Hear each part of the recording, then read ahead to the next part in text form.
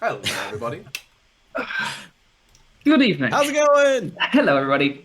Welcome back to Tasting Tales. Hope you guys are having a wonderful start to your week, and welcome back to Mini Art Monday.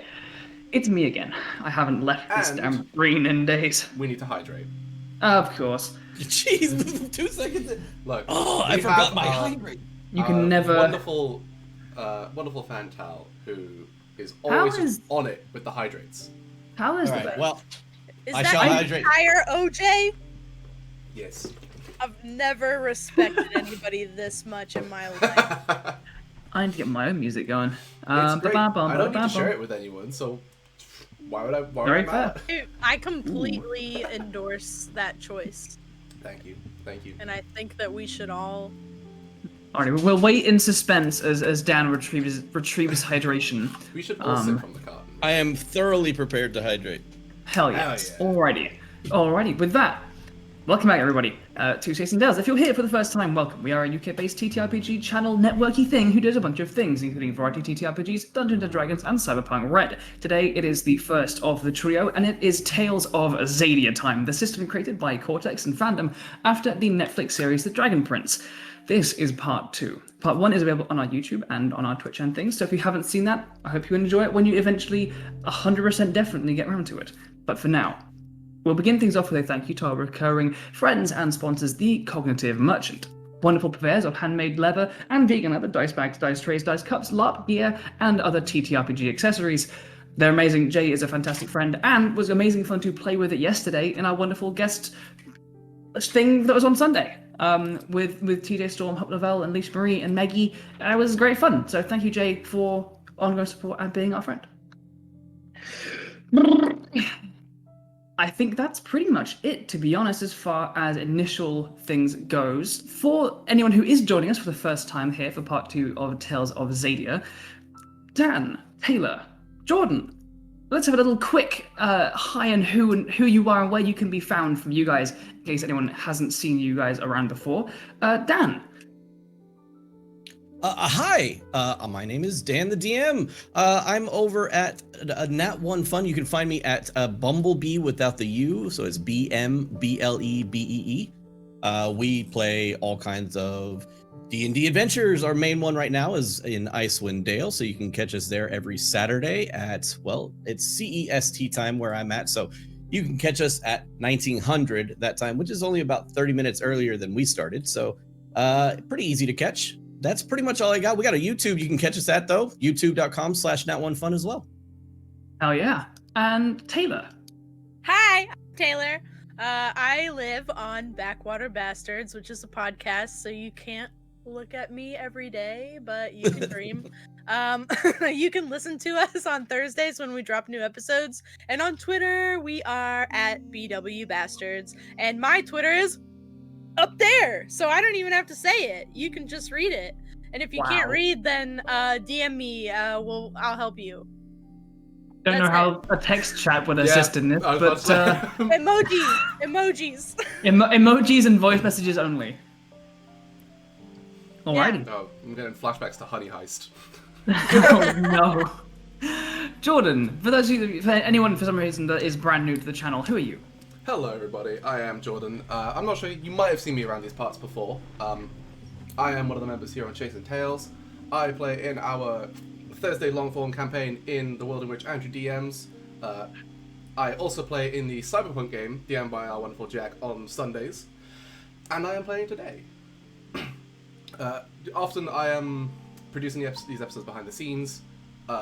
I generally don't have much of a presence on social media. That's why my Twitter handle is nowhere to be seen up here. Because it's there. I have it. I haven't used it. But hey. But yeah, that's me. I'm just here for a good time. Perfect. And Aren't we all? as for myself, similar tale to Jordan. I dungeon master the Thursday game and occasional other bits, including this and other bits and bobs. But for now, we shall dive in to part 2 of our little homebrew adventure of Tales of Xadia. The Tales of Xadia is set in Xadia.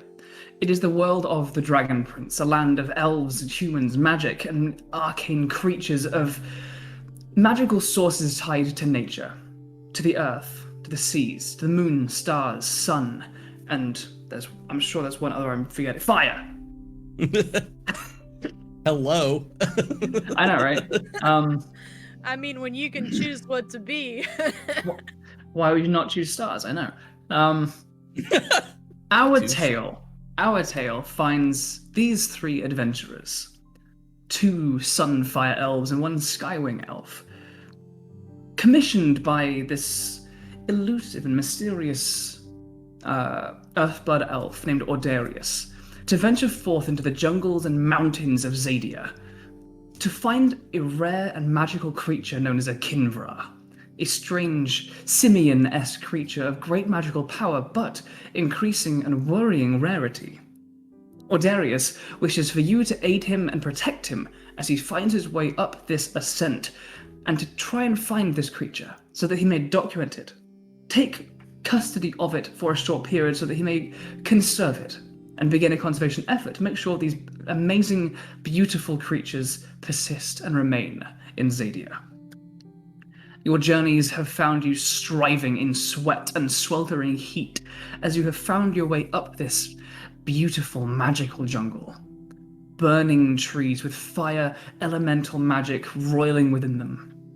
Magical creatures, many-eyed toads, twin-headed serpentine lizards have chased you up until eventually you found more harmless but more concerning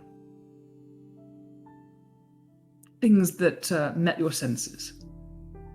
An elf stumbled down the mountain toward you, begging shelter and aid, before you identified it as an illusion. As you began to make camp, you saw laughing, taunting you from the shadows and boughs of the canopy. Earthblood elves, seemingly insane, antlers dripping in viscera, blood like paint across themselves, howling, laughing, taunting and beckoning you onwards. Visions saw your consciousness drawn to them from a great distance and witnessing their mouths splitting open at the jaw, horrible mandible-like mouths screeching in hunger, before they've vanished up further. But time grew late, and together you managed to conjure a flaming circle to protect you while you rested. Working together to carve out the space to focus on the arcane incantations, you summoned this ring of flames and took to your rest. You snacked on your food, drank plenty of water because it is sweaty as hell in here, but eventually got your rest. Now, as morning comes to you, you wake from your slumber, the flames still flickering and burning around you. Baz, Iggy, our 2 Sunfire elves, what do you look like as you come to consciousness and stand in this burning space? We look great because we made this fire pit and we are completely in our element, literally. Thank you. We're not sweating. We don't do that. And we look phenomenal. And when we do sweat, it is phenomenal. It is. It's glistening. It's like a fine mist of dew. And it only happens when I don't know, it's not happening now. Not today. Not today. Well, I would say that Iggy, as she awaits further instruction from her elven friends here, that she has the fire kind of glistens off her skin as she stares deeply into the flames, trying to see through them to possibly catch sight of any of the creatures that may have returned during the night. In looking out, you see through these flickering flames, which, while intense and burning, do allow some visibility beyond. You see the jungle itself, for maybe about 10 feet outside of this ring of flames, is blackened and scorched. It has burned away a good radius of the vegetation, but luckily has not spread much further than that. The wet rainforest has not allowed that fire to take too much. Beyond that, you don't catch any sight of anything that immediately jumps to your attention. You see the occasional movement of a bird flying through the branches, of insects flying and flitting through the air, but nothing humanoid. Still, as you stir from your slumber, who rises to meet the day? Still is just your lovely, unassuming, skywing elf. Looks fairly old. Basically what you can see in the character art on screen. The horns cutting back at their side, a sleeveless vest, especially at this moment, because fucking hell, it is hot in this circle. Maybe. And next to their side as they sleep, there is a generally quite simple looking spear as far as the handle itself. And on the top, a golden spearhead in 2 separate prongs, ready for any dangers that might come. Perfect. Syl, in this moment, is also not moving from the little divot that they have in the center of this circle, like the little cool spot that was made for them. And they just kind of very, very lightly raise their head. And it's just like, just heads up, I'm not fucking moving until that circle's gone. It's fucking roasting in here. I must say, I also would struggle to move through this heat. As Ordarius, your elven patron, the Earthblood elf with his large antlers, his sweeping brown and green cloaks, a beautiful head of braided dark hair, dark skin, and like deep, deep green eyes, his staff of winding wood, which clutches around a large amber gem toward its tip, is also gathering his own robes and things, and it seems similar to Syl, rather retracted from the flaming wall. I think there's enough punishment for one night. What'd you say, Bass? Is it hot in here? Is that... Syl, you hot, mate? What the fuck do you think? I would love to see you try and fucking climb up those mountains, alright? Trust me, if we get into my buddy territory, you... I don't know what's gonna... I'm too fucking hot to think. Can we please just... Can we just turn it down? Ig, tell him about us climbing. We love a good climb. We do. Can you tell me after the circle's off, please? It's a dry heat, mate. There are some wonderful volcanoes that you can find around where we're from. Quite the climb. Anyways, Quite. I'll end your suffering. And I'll just raise my finger and snap. Magical flames vanish. The ones that have taken to the nearby roots and bushes do not. But the immediate intensity of that ring of flames that has protected you throughout the night from most of the bugs, luckily and fortunately, you are devoid of really any bumps from mosquitoes. That's really what I was worried about, you know. Might be the only way. To be honest, in this world, perhaps. Oh, hell yes. Oh, the crowd. Look at this bitch! Look at that! Oh, hell yeah. Almost done. Keep going. Goodness me, that is... I appreciate the repellent from insects, but Christ, I'm sweaty. I feel like I can finally breathe again. So whips out that ball. When an earth elf gets hot, do they get swamp ass? Is this in character or out? Because I cannot tell with you.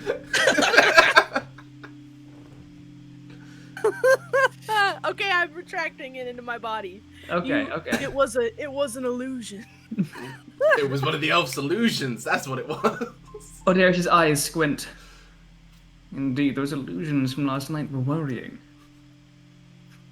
I really have no idea what such magic is doing up here, and I dread to think.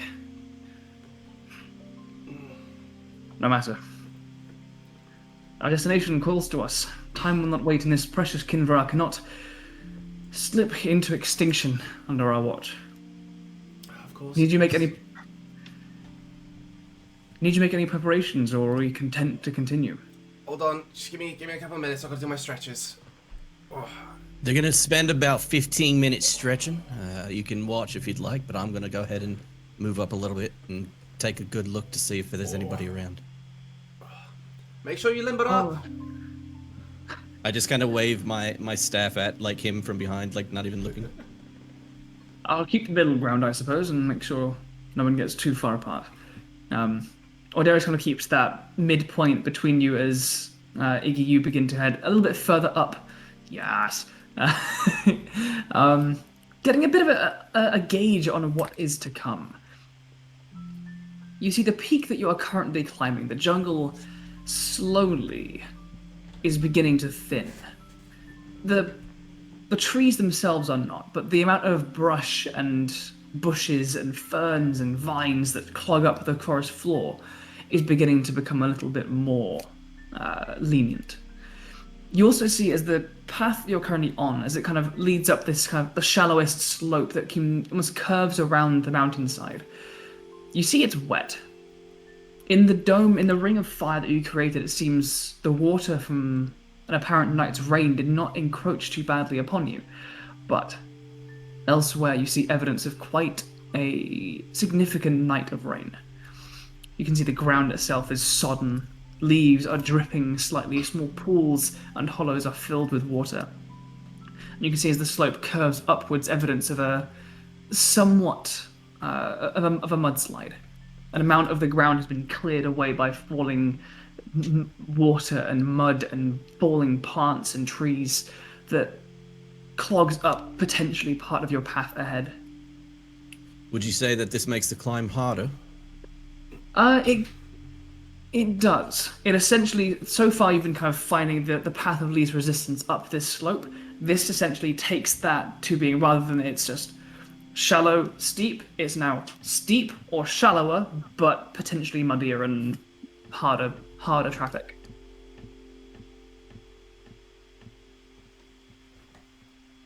Right then, I'm gonna head back to the group. You done stretching yet? Oh, hold on, just one sec. Oh, yeah, there we go. Right, ready to face the day.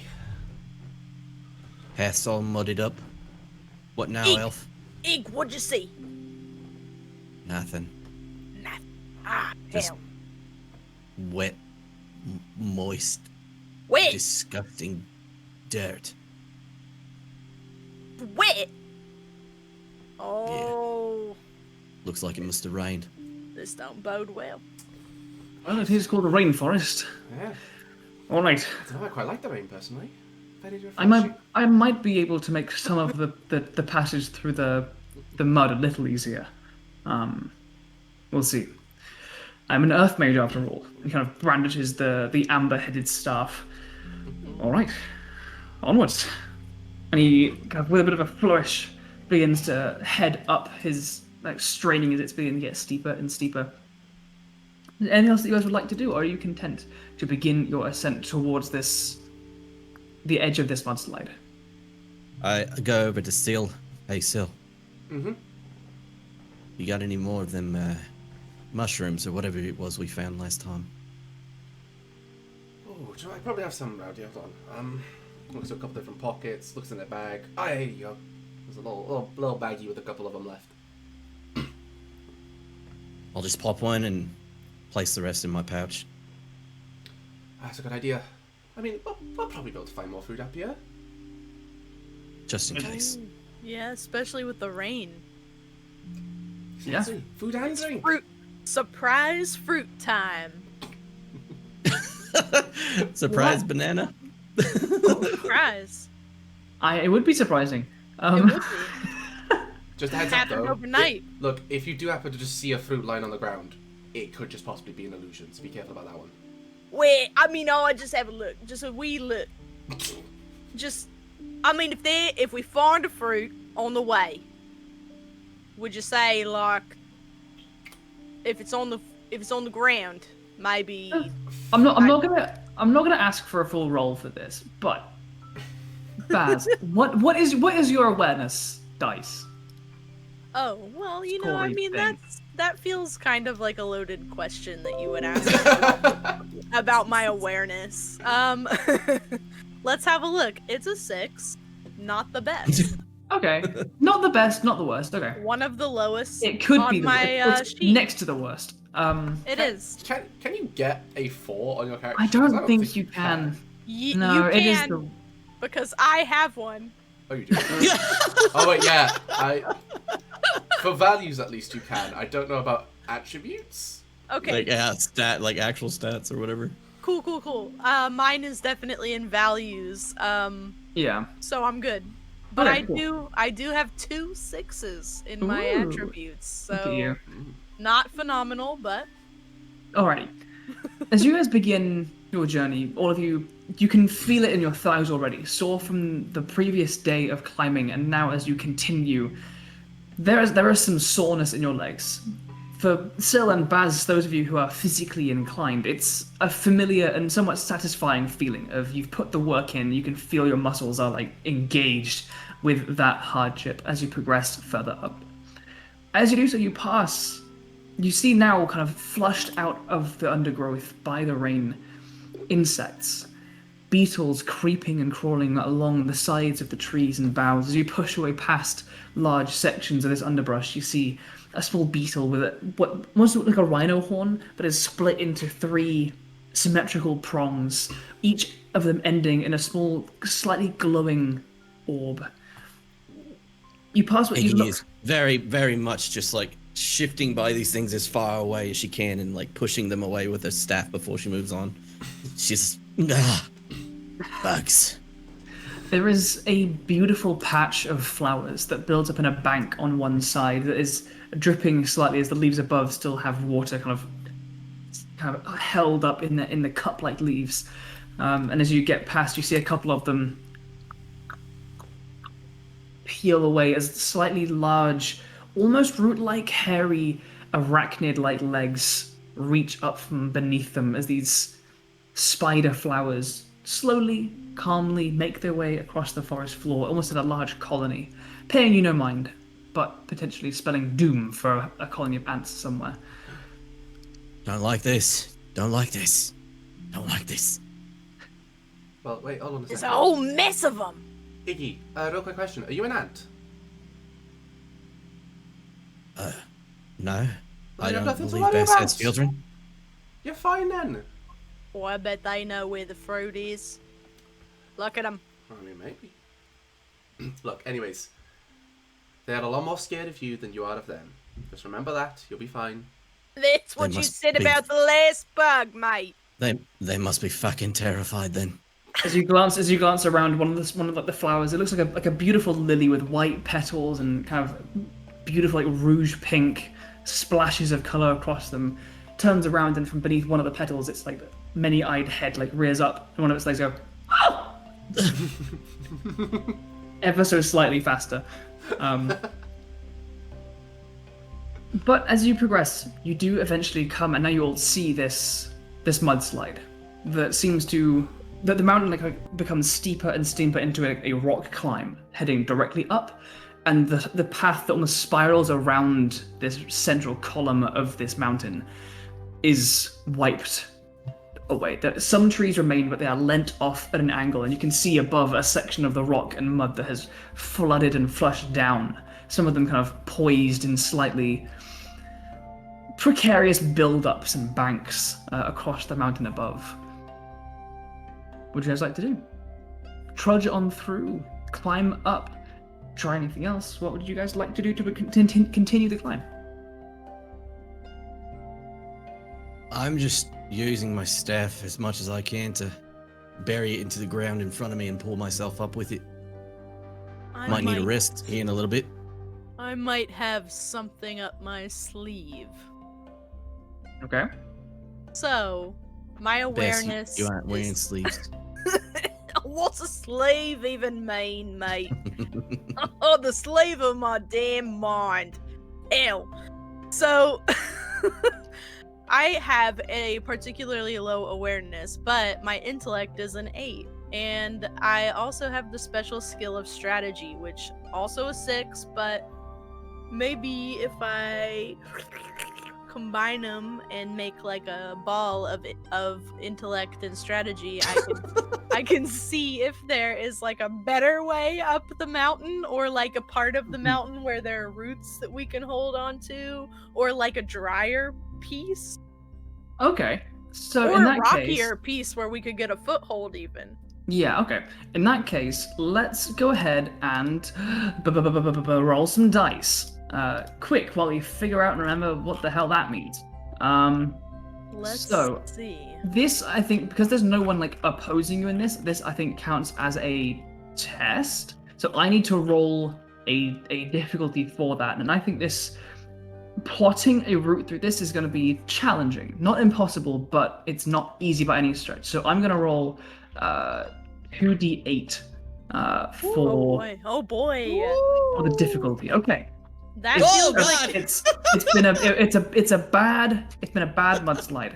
Go ahead and assemble your dice pool for this. okay. Good luck, man. Damn.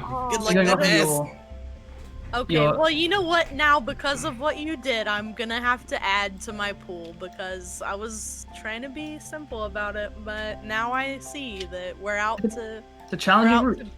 we're out to be serious. So I'm gonna have to add a value to this, and that value is gonna be mastery, which is an 8. So now I'm Okay. gonna have 2 d8s, 1 d6 from my strategy business here, and I'm gonna Okay. once again add fickle luck, which is another d8, so that's 3. And that's all I'm gonna do. So let's But go. before you do this Go check, for it. make sure to hydrate as well. It's Okay. important up here. And go Power Rangers, I have rolled, and it is Oh, so close. 2 No. 7s. No. Oh man. So, as a reminder for how using this dice pool works, now that you've assembled these dice to roll, you now choose 2 to be your total, and then 1 as your effect die. So, yeah, I guess putting those 7s there, and you've got a d8 as your effect die, is not quite enough to make this challenge. So, what I'm going to say is, speedily looks back to try and find a character sheet to look at. Wait, no, I've got a note for this. I have notes for this specifically. Okay. You, as you begin looking for this way forward, trying to plot, using your keen eyes to find the paths where there is maybe support to walk along and across, to clamber without getting stuck. You are waiting for a minute, and Syl and Iggy and Darius, as you're kind of waiting there for Baz to finish what they were saying about finding this route forward, and they're not saying anything. And Baz, you start to realize that everyone's just waiting on you, and you're not seeing anything. And I'm gonna say, take put a D6 stress into insecure. Okay. You're insecure. You're insecure. I've You're embarrassed insecure. myself. You're insecure. Well, Bess, what do you see? Well, you know, I was having a cheeky look, and it got really it is as shit as it looks. It just, there's not really any, there's no hope. Bess, We've that's not got really helpful. I know. It didn't help me either. I'm feeling bad about it, mate. I just, but We could probably I'll just try. go here. You know, I tried. like it might be a bit messy, but we could probably get up there. I look down at my muddy shoes, like my muddy boots and my muddy leggings, and like the bottom of my robe is dragging along the mud and has been torn because of some thorny bush that passed by not long ago. And I just look at him and I'm like, yeah, easy. Well, I mean, Iggy, I told you to wear your outside dress. I don't have an outside dress, Bess. An outside dress like a waterproof, like made out of a top. You wanted me to wear a top. It just we're in a rainforest. The entire time, Scylla just like sat on the side, leaning on their staff, just kind of just watching this go down. Look, it's fine. You look great. I look like trash. I look like I literally am trash. As I hold up my... The finest trash from the finest golden can. I mean, Bess, why don't you stick to doing what you do best and just hold your sword out? Look, Iggy, remember the old saying: one person's trash is another person's treasure. still, exactly. Syl, why don't you lead the way? My sister seems to be lost not only physically but mentally. Can we move on? Still know No problem. you're trash when they sees it. I can tell. So just gonna wander on forwards after that comment and not make any eye contacts. I'm laser beaming eyes right at Bess. I mean, why wouldn't you at that point? Alrighty, moving forward, as you're trying to trudge through this landslide, this muddy section of forest, you can see now the earth itself is loose, torn up, intermingled with broken branches and roots. You can see, like, intermingled within the dirt, green of leaves and branches that have been strewn and buried under this mud. I'm gonna say this is gonna be a group challenge. So, what I need is I'm gonna roll a difficulty thing again. This one is also challenging, so I'm gonna roll 2d8, and this is gonna be the difficulty. Okay, not as bad as the last one. So, I need you guys to assemble your dice pools and go ahead and roll what you would like to use to get across this section of muddy, torn up mountainside. It is sticky earth, it clings to your shoes, it clogs up and muddies your clothing. If you stand still for too long, your feet begin sinking deep. If you try and move quick, you might trip over branches. So, with your attributes, your values, any distinctions that might help, any equipment, your assets that might be helpful as well, put together your dice pools, and let's see how you do. Okay. I'm going to do the same thing for Ordarius. I think for my case, it would probably be strength. I'm just like pulling myself through. Hmm? I'm gonna say as well truth, because of Okay. being told to lead this way, and like making sure that my actions can speak for all the smack that I've been giving Baz about not being able to fight away. And then I'm also gonna use my distinction of never back down. Mm-hmm. Perfect. Go It's like, ahead I'm not leading and the way now, I've roll. gotta lead it. Roll all of that goodness. Would I be able to use my spear to help? I feel like that might be a bit. You can use it as like a walking stick. Fuck it, go Okay. for it. Alright, so in that case, that's 1d10, 1d6, and 2d8. Do it. So it's. Okay, so it's Iggy's- one to the right. Iggy's very much not liking what's going on. She's doesn't like the bugs, doesn't like the rain, doesn't like the mud, doesn't like the thorns. So her roll is going to be quite low. Okay. So 4 and 8 is 12. Okay, so in that case, I need to do this. Shuffle around them numbers to see what you can get. There we go.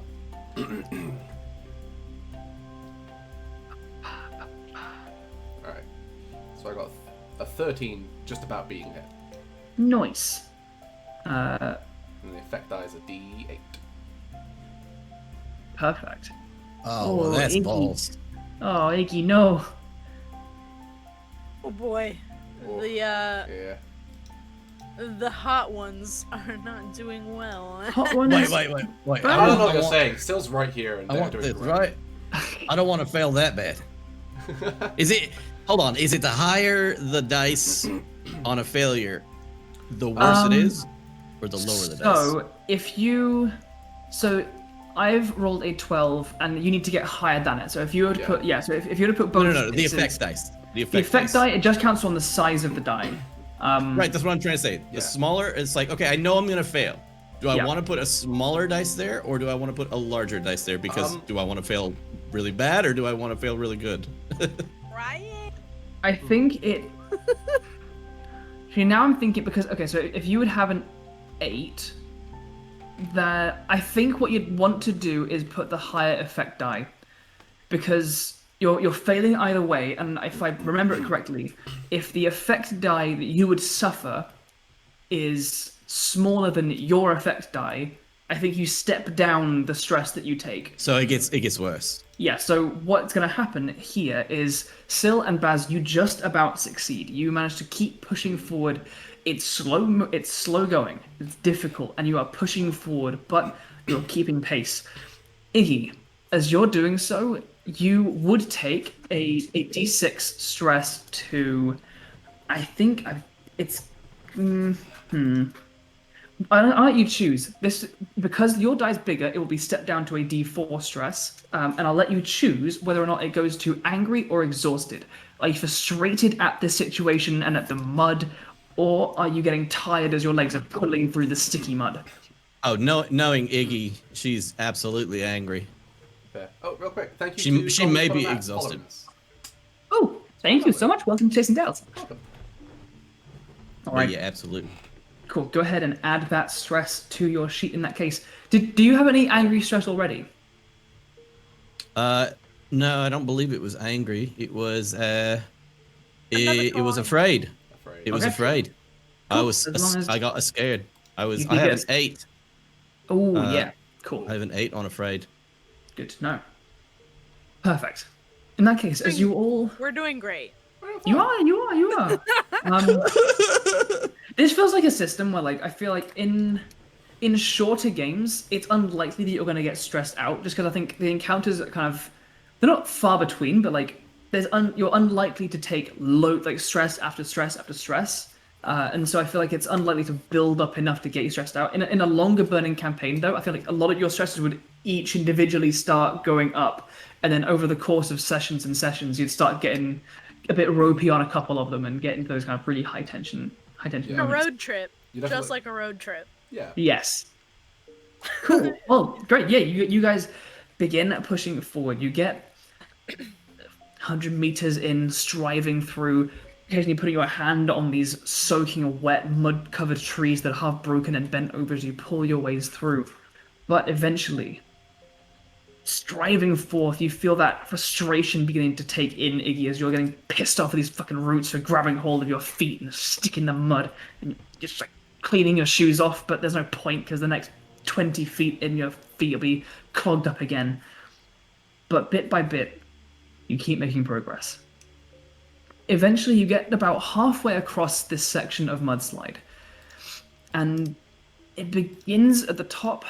You can see a section of that mud and detritus begin to shift.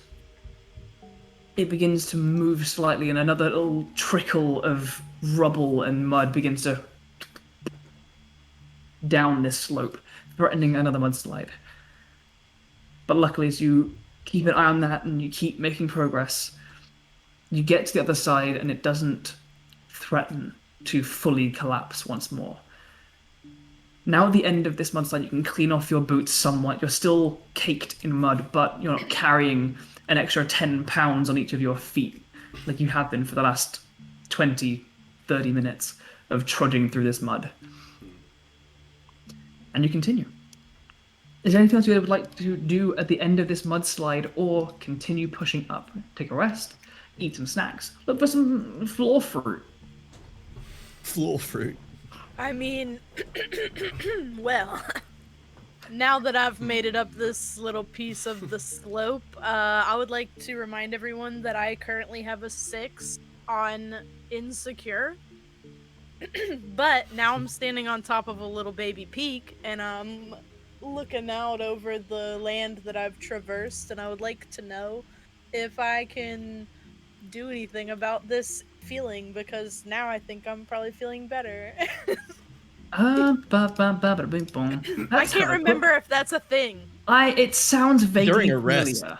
It might I think you can take a during rest to Use step it. one down. Can you spend a plot point to step it down? I think you have can. to.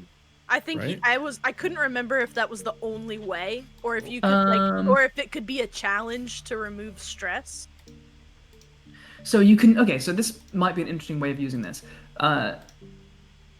You can choose to have, so pushing stress dice, you can choose to have your character shoulder through the pain and suffering and use it as a motivator rather than a setback. You can spend a plot point and you add your stress dice to a dice pool rather than it being used against you.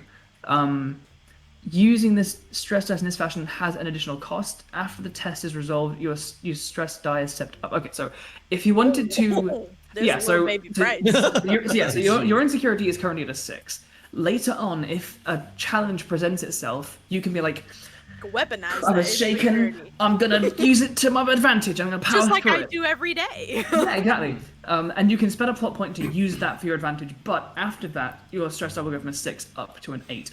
That sounds that's very realistic. that's not for now, I don't As think. another thing, you can sure also isn't. you can activate one of the narrator's hitches to step down a stress die by 1. Oh well, I have shitloads. I'm not sure if that's like stress you already have or stress that you were about to get. Gonna not, because my stress isn't too badly. It's not too high, Okay. because I'm at I'll a take 6. one. But I know somebody who's real stressed, and I just watched him climb up a mountain, and it almost made me stressed watching. Cause we all know this person whose like dress keeps getting caught on shit when they're out, and they're just like, Yeah. I want to go Yeah, home more and now. more. Oh, they're not having a good time. I just came out to party. And I just everything's shit. Is it? Yeah. Can we figure out if it's we take it away like during the giving of a plot, or excuse me, during the giving of a stress, or can we just do it like at any time? Just a quick thing I've seen. During any scene in which your character spends most of the time sleeping, resting, or otherwise taking care of themselves, all of your stress dice step down by 1. Oh. So would that That's true. include us sleeping in the fiery circle? Yes, it would. So I think if you took that fear stress before you slept. It So was. you can step that down by 1 because you guys did take that rest.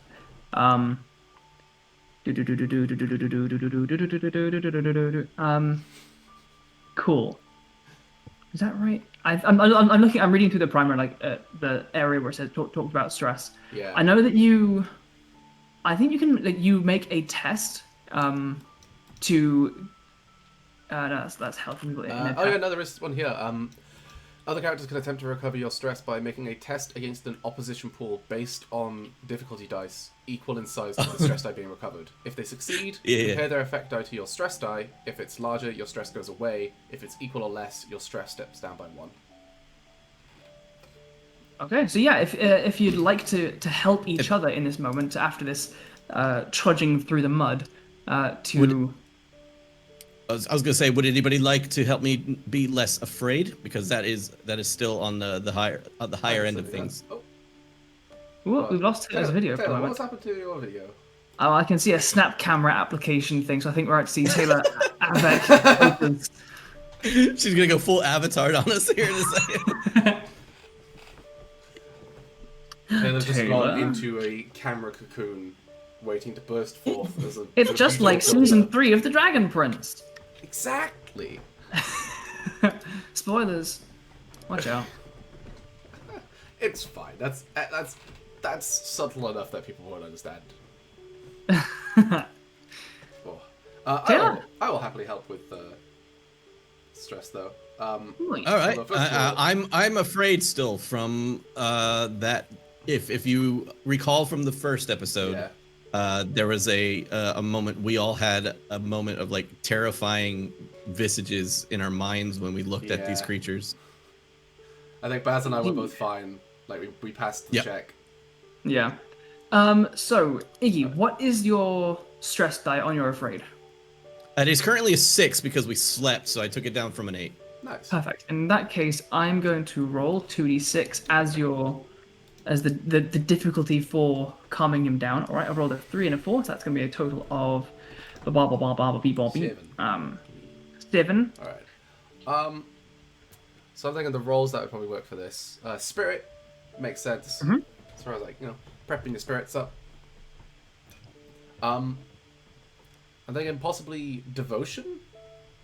It's like being devoted to the people who are on this journey with me and making sure that they see it through. Sure. I think I can't see another one that makes sense there. If you can, feel free to say. You know what I'm gonna do? I'm gonna spend one of my hitches to give you. I think this is how this works. Wait. Because I rolled a hitch previously. I think I'm gonna we spend the give- plot point to activate your hitch. Right? If it works the same for me as it does for you, I basically replace a hitch with a plot point for myself, and I give you another d6. Okay. So I'm gonna get rid of one of my plot points. Alright, okay. I'm gonna give myself a token, So I'll have a D8, Boop. a D10, a D6. and you can add another dice to that pool. Could I also add a D8 for never back down? Because I feel like that's a very anti-fear thing of like, we've got to keep going, we've got to keep doing this. Yeah, you're trying to instill that into Iggy. So yeah, I'll say yeah. Now, can I use my spear asset? If I stab Iggy in just the right place, To right in, like to the throat. Can I somehow craft something? I'll stab your fear away. No, it's fair. Alright, so that will be a Don't be afraid of this. Be afraid of me. 2 D8s, a D10, and a D6.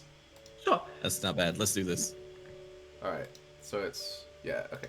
I need to keep remembering how this dice roller works and making sure that I roll the right dice. Okay. Submit. Oh, beautiful. Oh, all the good rolls. Nice. So I will use this 8 and this 4 for that, and then make the effect dice D10. Hell yeah.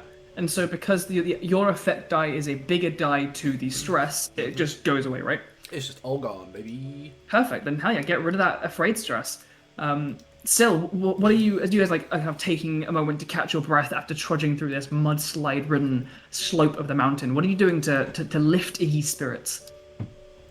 I think seeing that Iggy is getting angry at what has just happened and also still probably still shaken from the night before, Sil will go up to him and be like, "Hey, Iggy, You like walk up behind her and she like jumps. She like turns around quickly. I can see that you're still a little bit jumpy from last night, which I don't blame you. These aren't really the friendliest folks around. But I don't think I could ever see one of them do a circle of fire as incredible and as impressive as you did right there. And I think the fact that we had nothing throughout that night, it might have been fucking hot as hell. But once I was asleep, slept like a baby. Not a single disturbance. I felt protected. I felt safe. And I think when you have power like that, these are basically just kids pulling some pranks on you. Right? I mean, look at you. Look at the power that you hold. You'll be fine. She kind of looks herself over and looks at you and says, "Seal, I know we just met not too long ago, but I appreciate your kind words. I agree with you. I feel like my powers are being wasted here. But I'll continue on my way, so I thank you for reminding me." Like, I imagine if you happen to just walk off afterwards, they'll just very quietly to themselves is like, I mean, that's not quite what I meant, but got the job done. It absolutely went over Iggy's head, and her own like, I love it. her own big ass head got in the way. Right. Now, Like- as a very quick thing, Yeah. just take a quick pause and figure out, where is Yes. She the thing she got me has fixing. gone. Baz is still is like panting. They're not exhausted. They're just doing it for show. They think they should be exhausted, and so they're just standing going, "Oh crikey! I'm so oh, that was such a difficult climb. Oh goodness me!"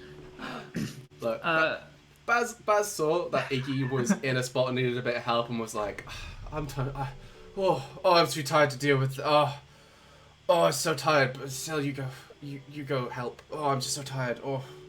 Meanwhile, Taylor is currently restarting their computer so that they can get themselves back in here. So thank you so much for your patience, everybody. Sit on this side of the camera, I'm now Taylor. I'm Baz. Hi, how's it going? But if I sit onto this side, hi, it's back as me. It's Sil. That's awesome. I'm dual charactering. Yes, I love it. I will walk up to our guide. And, Yes. I will still be like knocking the mud off of the back of my boots to climb up to this point where He's like overlooking the area and kind of getting a better view of what we are. First off, what do I see around us? Now that we've climbed up this big hill, this mudslide or whatever, what is like our general vicinity look like? So you can see now, as you have crossed this section of mudslide, this kind of almost spiraling, shallower incline continues upwards. Your way ahead, kind of curving up and around this mountain, closer to its summit, is clearer once again. The trees, there's almost like a rocky ridge which descends from the mountaintop, which kind of shields it from where the mudslide happened, and so the trees on this other side of it are intact. The ground is not churned up and mud covered like what you've just gone through.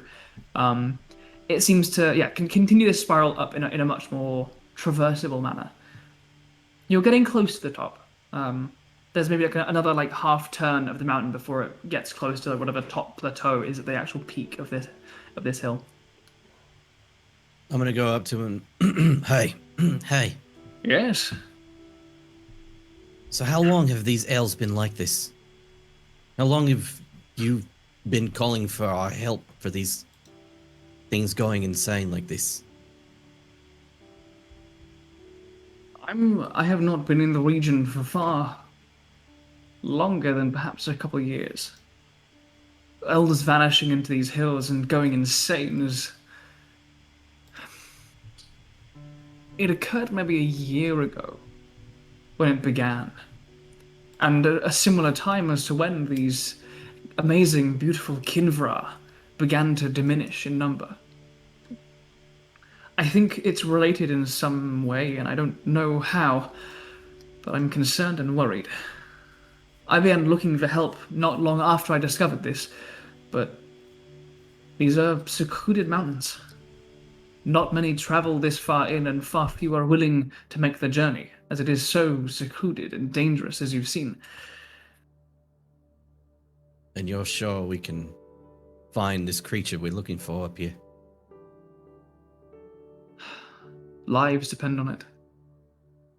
And he looks you dead in the eyes, and you can see, although they do have somewhat of a almost performative nature about them, absolutely, through much of their mannerism, as they say that, their eyes lock with yours, and you see sincerity in them.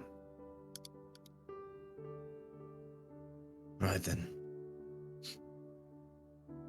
Try not to lead us through more mud. My magics are not quite strong enough to will the climate and weather to carve us a path, but hopefully that's the last of it. By the looks of it, we're nearly there, toward the peak where, hopefully, our quarry lies. And, frighteningly, where I assume these insane, monstrous elves lie in wait. I'm sure it'll be fine. Hope so. It'll be good. I'd say we get a little bit of a rest before we go. Yeah, Indeed. I think we should probably have a little sit down and have a bit of a rest. What do you think, Baz? Oh yeah, I definitely agree about that one, mate. I think we should definitely sit down and have a bit of a rest, have a bit of a sit. It's like get nice and toasty and warm. Yeah. I don't sweat. I don't sweat. It's not out of character to just announce that, though.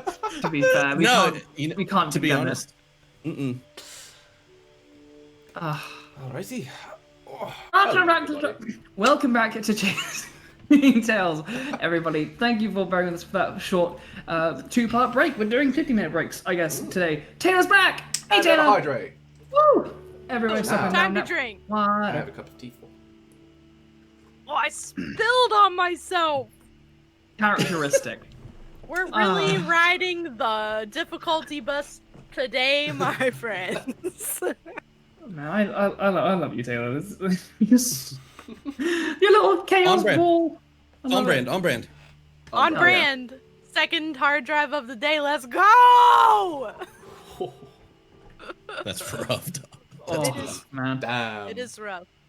Alrighty. Let's do this. Hell yeah. Lego. So, where we left off, just before that brief intermission, this group of adventurers, accompanying their Earthblood mage guide, Ordarius, have crossed over this collapsed section of mountain, a mudslide having swept across it, covering it in broken trees, churned up earth, and thick, muddy, wet soil that grasps at your feet like clawing hands of the earth itself. But you've pulled through, somewhat frustrated in some of your courts at the trials that have laid before you, but now you stand at the other end of this trial, looking at a much clearer slope that leads up toward the final stretch of this ascent.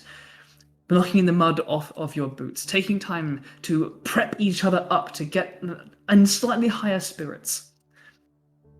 Inquiring to Ordarius, your guide, about some of the obstacles that have lain before you. These strange, insane elves and the illusions that seem to have plagued you in the night before. But there is still much more yet to come. And so, having taken this short rest, both at the table and in the game, what would you like to do? Bess, you all right? You've been quiet. I'm feeling it from when I thought I could climb the mountain faster, and I'm still embarrassed, but I'm getting over it. I'm looking for a fruit everywhere I go, and I've not found one yet. Today is really just not going the way I thought. I'm covered in mud. I'm wet. I'm just steaming. I'm steaming. You are steaming. I'll take my hands and just kind of like place it on her shoulders as she's rambling, and I say, Bess, concentrate. Oh, Iggy, Get your shit that's not together. what I do. That's not what I do. I'm just a fighter. Bess, priorities. Yeah, priorities. I've got to slash something. Eyes ahead. Let's go. I'm sure there's something if you you can need to, slash if up you need to there. go take a slash, there's a bush over there. It'll probably be fine. I was thinking that as I said it, and I was like, let's see if I can. Oh, maybe a cheeky slash would do me some good. I'm gonna. I'm gonna leave that one go, and let's move on. Yeah. Sounds good. All right. We have much of the day ahead of us. Take your slash if you need, but let's make some progress. Down. Oh, that's okay. me. I mean, look, just because we're a role-playing game doesn't mean that we abdicate from all our personal administration needs. Anyway. I always make sure that I go off screen. It's easier. Appropriate. What is this fourth wall you keep breaking? I don't know. I'm very clumsy. I'm a bull in a fourth wall shop. The wood elf mage companion begins to stride forwards, getting once more back into this verdant jungle. You see amongst yourselves beautiful, just displays of life in all directions. You see massive flowers hanging from vines that curl around the trees that seem to have like darkish blue and purple petals, but almost like white and purple sparks seems to drift off of them into the air around them. There is a large cawing sound and a song as a large bird shakes a branch as it takes off. What you thought was just a massive veil of leaves and flowers pulls up into a pair of wings that... Andrew, I think you might have your No, sound thing you on. need to hear this amazing bird. You peaked your mic. The massive veil of petals and flowers come down as they erupt into two wings, so they're off into the sky above. There we go. Right, noise suppression's going back on. 2 seconds. Sound effect communicated. Good job, guys. Nice. These beautiful birds and creatures of the jungle go about their daily lives before you. Pushing forth, you begin to see Baz. In your search for floor fruit, the bounty of the jungle that so evades your senses. There's no bananas here. An orange, nothing. Until eventually you see something that looks almost like an orange. Reaching to grasp it, you find it's slightly lopsided in shape. And while it seems to have an almost golden coloration to it, it's actually it's something finely wrapped in thread. Slightly tacky, silky spider thread.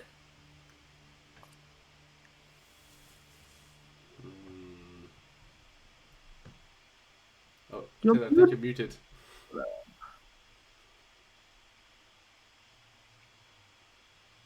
No. Oh. Speak. No. There we go. There she is. Can we hear me? Yes. Yes, We we can. can hear you. Lovely. Okay, wow, Nice. today's full of surprises. I was Weird. just about to ask if you just made me pick up a spider egg! It doesn't look like a spider's egg. Spider's dinner. Bess, what do you have in your hand there? Wait, Oh, did you finally find the floor fruit? I just a little orange, mate. I found it, and it wasn't even on the ground, so I'm allowed to pick it up. I know these are the rules. I didn't. It's attached to the bush. Can I still. see her doing this? Can I use my intellect to know that that is not a fucking fruit? Oh yeah. Look at it. It seems to be some like what would have been like a large beetle is like scrunched up and wrapped in this cocoon of spider silk. Bess, drop it. That's somebody else's food. Well, it's mine now, hell. You know how these are the rules. Finders, keepers, looters, eaters, and Those are the rules. Bess. I found it, and it's just look. It's a bit on the vine, even. It's fresh, Oh, stamina and whatnot. Come, share it with, even with Bess. Have we seriously gone so far that you're eating bugs now? It's a bug. Look at it. what? You can see the horns. It's I'm gonna some take sort it and hide and look at it. As you like focus on it like in private, steering away, it I does appear still to be a feel large. insecure, and It does now appear to be this. It does appear to be what like a large, very hefty beetle of some kind. Its legs like crunched inwards. In fairness to you, it's quite a round beetle. Okay, great. Well, that doesn't help. I am. Can I unwrap it? Yeah, sure. I want to see it now. I'm wrapping like a Christmas present. I'm gonna just. As you Tear pull through. it to one side, there's like a tearing sound as the silk kind of comes undone, and you can see within it a beautifully colored beetle, almost hollow sounding. As you unwrap it, and it seems to be a desiccated, dried out husk of a beetle. Oh no. It's not alive, It does not appear to be alive. and there's nothing left to eat. I mean, if you want to really try, I'm sure there are dregs. All right, but it's pretty? It's very pretty, yeah, for sure. I'm gonna keep it. You have a beautiful, ornamental, almost completely cleaned out husk of a beautiful forest beetle. Yeah. Go I'm you. just gonna walk by. I'm gonna walk by her, and she's gonna hear, "By the goddess, I don't know how you're my sister. I don't know how. I don't know." I'm the leftover bits. That's how they made me. Yeah, Iggy's the pretty bug, and you're the dregs inside it. Yeah.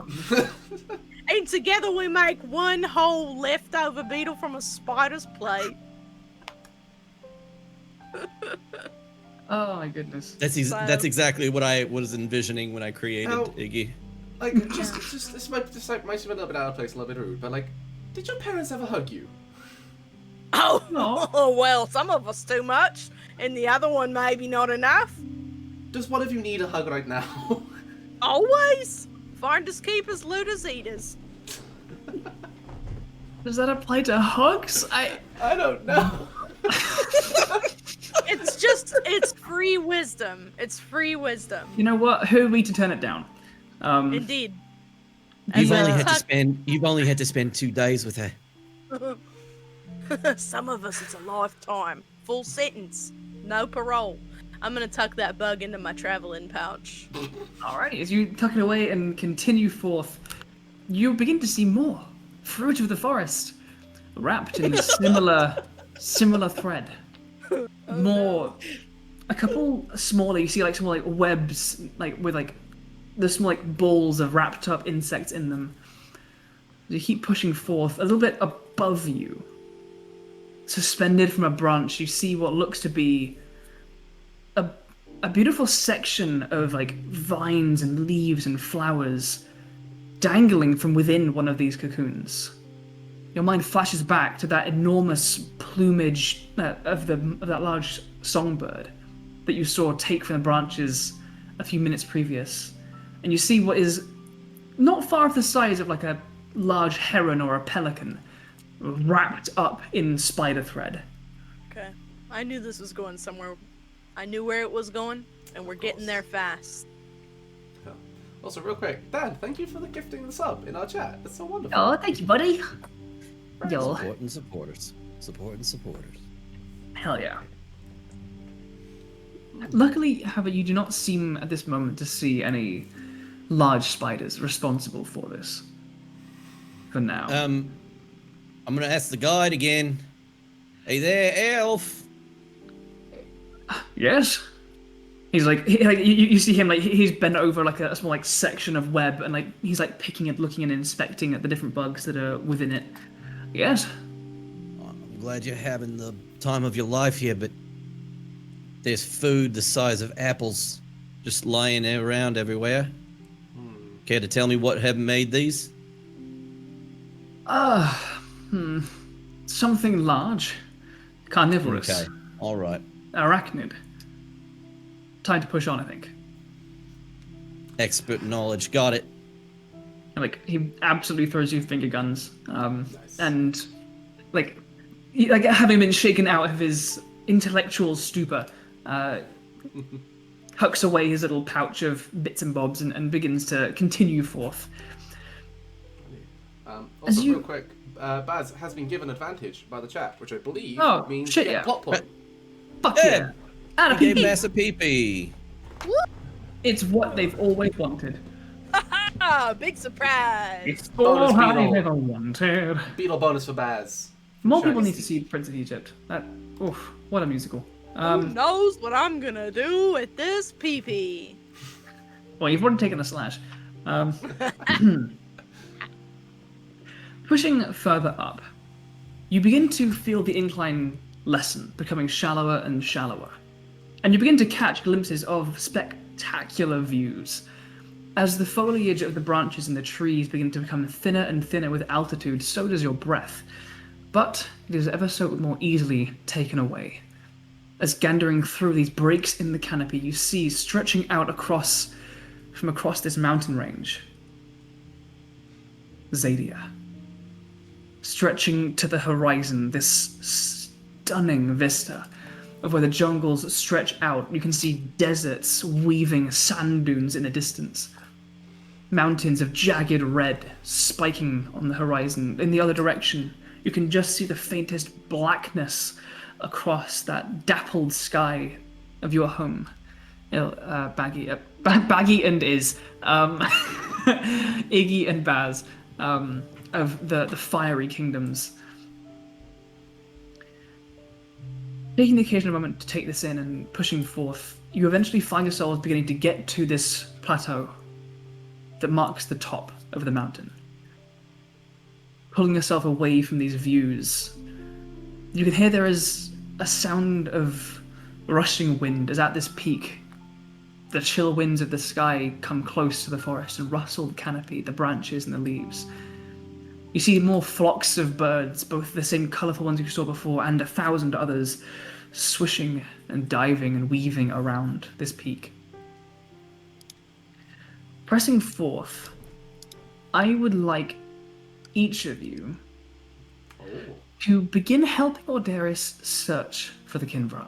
As he pauses, I think this is as high as we're going to get. Be careful. We have not yet seen these deranged elves yet, and they are sure to be hiding here somewhere. So let's stick together, stay close.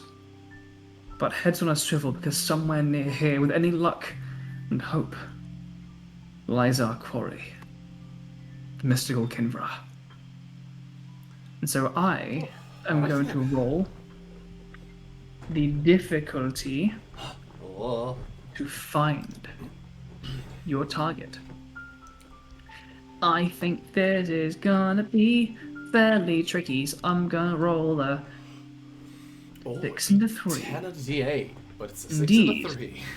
6 and a 3. So, put together your die pools for searching among these jungles, for being vigilant, for keeping an eye out for sounds and sights, or anything else that you might like to bring to the table in searching for this creature. Okay. It feels like one of those times where we have to use an awareness. I feel like it kind of has to be awareness. I don't think I'm gonna be able to strength my way into this one. If you would like to try Can I to use do my something else, if you'd like to try to do something else, you certainly may. If you'd like to, instead of keeping an eye out for the Kinvra, call out to it. If you want to scream out to scare off any predators or elves that might be hunting you down, you can try anything that you wish. Okay. Okay. Just let me know what I you're shall attempting. do so. Roll away. I shall also do a mystery action. So Well, I'll go first here. Go for it. So I'm actually going to use my intelligence, knowing that these things. First off, I don't care about this monkey that we're looking for. I care about staying alive and killing things. So the creepy, crazy elves that we're looking for, I'm keeping an eye out for either illusions or something out of the ordinary, or something that doesn't seem to be what it is, what it seems to be. Okay. So intelligence on that. Yeah. Is that viable? Yeah, I think so. Then I would like to go with more than likely truth, Sure. as I'm seeking out the truth. I'm gonna go with hot-headed sun mage still on this, because I'm angry that I've been affected by these creatures by so much. Yeah. And Please ignore me. may I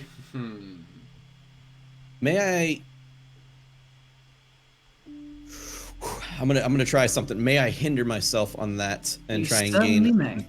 and get a PP off that? Absolutely can. You so step down that distinction die to a d4, and go ahead and give yourself a plot point. Okay. I don't think secret rolls are really a thing in this. So opposing what you are doing is a slightly different difficulty. So I have rolled a 17 with an effect die of a d8 for that particular thing. Damn. Yeah, I rolled fucking high, max and close to I max. was gonna say, Andrew, if you want a stealthy roller, I can send you a link to a different. I don't think a stealthy roll is really a thing in this. I think it's more of an open table type thing. And in the book it says, like, when you roll, show it Everybody's to the rolling in table. front of each other. Yeah. And so, Okay. alrighty. So, Iggy Ain't is no looking lying out in for... Xadia. Yeah. So, Iggy, as you're looking out for illusions and things out of the ordinary and things that might be stalking you, signs of those elves or anything else that might be tricking you or stalking you, you don't see anything. That's gonna set that down. So I'd like you to please take a d6 stress to... Oh, just a quick point. If Yes? Iggy is challenging this 9 and the 8 and 17, Yeah? I don't know if it happens for the other way around, but Fail by 5. if you fail by 5, Oh, that has a different thing. I'm that's not a sure if, thing. like- A heroic success. Yeah. I think, does that step up the die level? I think that steps up the die something. Heroic success. If you beat the difficulty by 5 or more on a test, you've got a heroic success. Not only do you get what you want, but your roll proceeds unexpected beneficial results. If your opponent loses by 5 or more in a contest, you get a heroic success, another clear victor. The effect die is stepped up by 1 for every 5 points you beat the difficulty by. Okay. Now, I'm not sure.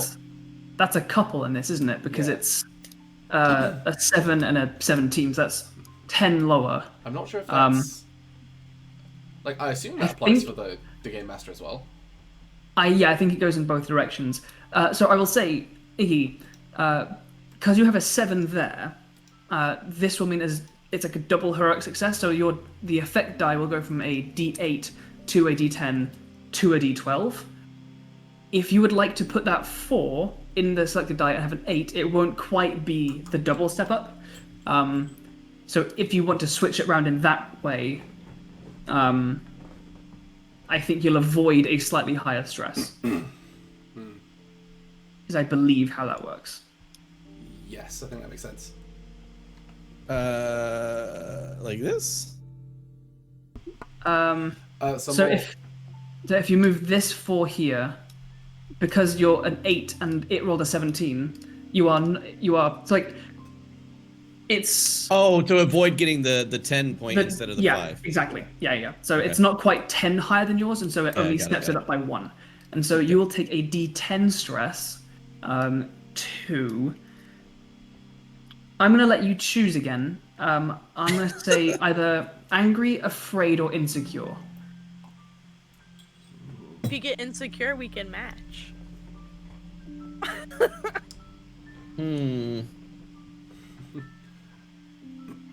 think if it's afraid, you just step up. I really want to go with angry just because that's kind of how I built this character. Yeah? Yeah. I think if it's angry, you step up if you already have stress, you just step it up by 1. You step it 3 times. Oh, do you step it 3 times? Well, because if you have like a D6 stress and you take a D10, you'll just have a D10 stress. If you have a D8 and you take a lower die, it just steps it up by 1. But because this stress is already higher than what you have, you'll just take the D10 and that'll be your stress. Oh, okay. All right. Yes. I hopped into the Cortex Primetime streams with Cam Banks and Melody Set and asked that of the game designer because I wasn't quite sure. Okay. Go ahead. Iggy is very upset right now. Okay, perfect. In that case, with that resolved, Frustrated. Syl and Baz, what are you guys up to try and progress in this I think space? first of all, Syl's gonna take a sip. A bit of a hydrate. Should we all copy bottle him? of air. I think you should all copy. It's very good to stay hydrated. Okay, good. Syl pulls out that bottle of air. Goes. Nothing goes down like fire water when you're a little mad. Damn, fire water. I tell you what, though, bottle of air, lovely when you're on the mountain. You should just add a little extra. It's true. It's important. So, Syl and Baz, what are you guys trying to do in this space? As now, at least, Ordarius is beginning to search for the quarry. Basila's going to help with the search. I'm not sure, Baz, what your plan is. What are you going to do? I too would like to aid in the search. However, is it possible for me to use the beetle in some way? To no, this is real. This is real. Okay, convince me.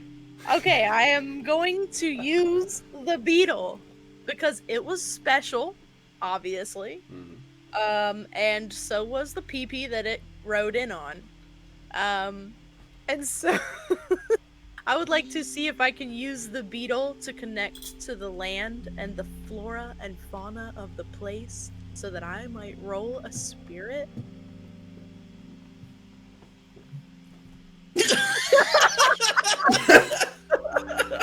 I will remove the beetle from my pack, and I will. DM shit. Hold on, let's all throw our peepees into this again. But I also have that luck distinction, so it's kind of like it's up there with that woo-woo. You know what I'm saying? This is the kind of time I would say if we were playing D&D, roll a persuasion check to persuade me to let you do that. You know what? Fuck it. Yes. Spend. Yeah. Okay, I'm gonna say spend a plot I will, point. and I've got PPs, so Yeah, spend that PP to connect your spirit to the land. You are not a Sunfire mage, but elves are all connected to their primal sources of magic, and using but I'm this. a warrior poet. Well,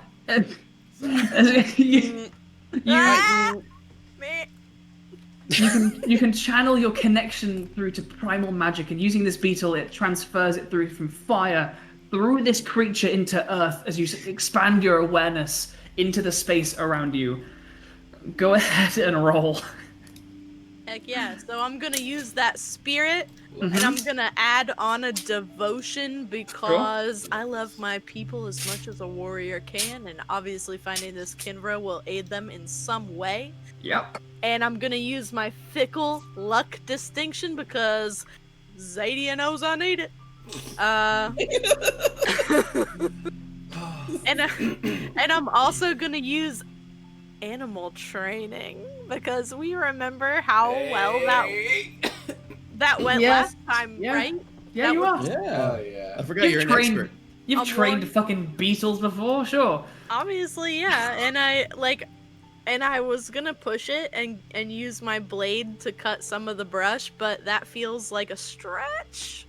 I feel like if you stretched it any more, something would break. So let's just go ahead and roll You some of feel those like freaking dice. you feel like using your blade for its intended purpose is the stretch here, not the beetle. I think using the blade to cut through the brush to search for something that might be hiding in the trees is like a little stretch, but we're already here. Like we've already stretched it this far. To Like- try this is like This is the straw that would break the camel's back type deal. I think. exactly. All right. You rolled a Hold d12. I know. Yeah. I'm once again. I'm like, which side? It's the I'm number Always to to the the- left. The number is to Box, the right. box to the left. Yeah, Everything you own in a box to the left. exactly. I don't have that much, but what I do have is struggling. So I've got 1d10, 2d8, and a d6. Let's see Nice. what we got. Oh, a hitch. Oh, Oh, okay. Wow. Okay. So that one just evaporates, and you can send that to your hitch pile. oh boy. And I did spend a PP, so just You spent it a PP. not that that's really gonna. Well, I think the PP saved you here because that PP, PP just Yeah. vanishes. Yeah. the PP asset came up as a 6. It did. So choose which one of those want to be your effect die. Probably the D8, because probably the 3. So then you end up with a total of Yeah. 12 and an effect die. because of then a- I did this Yeah. work. Yep, that's it. Perfect. Thank you, Beetle. Thank you, Spirit The Beetle. beetle saved you. Alrighty. Yes, it cool. did, as I knew that it would. Beetles for the win. Alrighty. So You you're can- helping. You can thank Shiny for that one. Thank you so much, Shiny Stevie. That shiny beetle. So, as you are beginning to, with some success, begin to search through this space, Syl, we'll address your role and then we'll get to whatever happens next. Alrighty. So I'm gonna go for awareness. Mm-hmm. That's a classic. As far as the values, what do you think? Truth or devotion? Devotion to the task at hand, that's finding what we want, or truth, the truth in the truth of of, finding out what this creature is and where it is. Ooh, I like both of those. Both are pretty strong. I'd say Let's- devotion over truth on that one, maybe. Yeah. I'd be content with either, to be honest. Do you know what? Since Dan said it, I'm going to go with my devotion, which is a D10, over my truth, which is a D6. I just wanted Because I someone said else it, to because say I it said and not me. Go for it. Alright. Arguing why you're using a particular stat in a particular way is one of the core parts of this system. You True. play into it. Alright, so awareness, devotion. Since we are like up high in the mountains, will I be able to use my Skywing Elf distinction? As this is a more familiar Terrain, habitat baby. and environment This I'm is- used to. It's definitely more foresty earth domain than it is sky domain. So Okay. I'm gonna say no in this instance to sky We elf. could throw you. I'm trying to think if Soldier of the Garden or Never Back Down could work. What's with the garden? Maybe this isn't fighting so much, but you are in a big garden. This Yeah, is I'll not take a that. meets it, beats it. This is a meets it, fails it. Yeah, I think Soldier of the Garden then as well. I am Go for familiar with flora and fauna to some degree. Oh, do I take a hinder on that? What do I have so You far? can certainly I have try. a D8. I have a D10. You got some good dice there. You only gotta get a 9. You're low on I have a PPs. D8. D8, D10, D8, and I'm low on PPs. I'm just gonna roll it as it, I think. Go for it. So 2d8, 1d10. Submit. Oh Ugh. no. Oh no! I just meal. So that's So, 7. what are you sticking where? And I'll put the d10 effect die by here. Okay. That will step down the stress I would inflict upon you. And so I will say, could you go ahead and take a d6 stress to... I'm kind of into letting you guys choose where to put this. I'm going to say either angry or insecure for you. As you're searching through and you're struggling a little bit. You keep seeing signs of movement or something, and as you look a bit closer, it's either nothing or it's a bird that flies away. Are you getting frustrated, or are you getting a bit doubtful of your own skills here? I think probably doubtful of own skills. I don't think Syl is a very, very angry person generally. Okay. Cool, then go ahead so and add a I think- d6. You haven't got any insecure stress already, do you? This is Cool, the first alright. stress that I've taken. First stress? Alright, well, we'll fix that soon. Alrighty, so with that, Baz, you're the only one to succeed in this space. As you are all looking around, Iggy, as you look for these things that threaten you, you look around and you find... At first you think it's nothing. You think that the forest around you seems mundane, and for now peaceful and calm. But occasionally you see what looks like a leaf seem to shimmer, almost glitch out of position.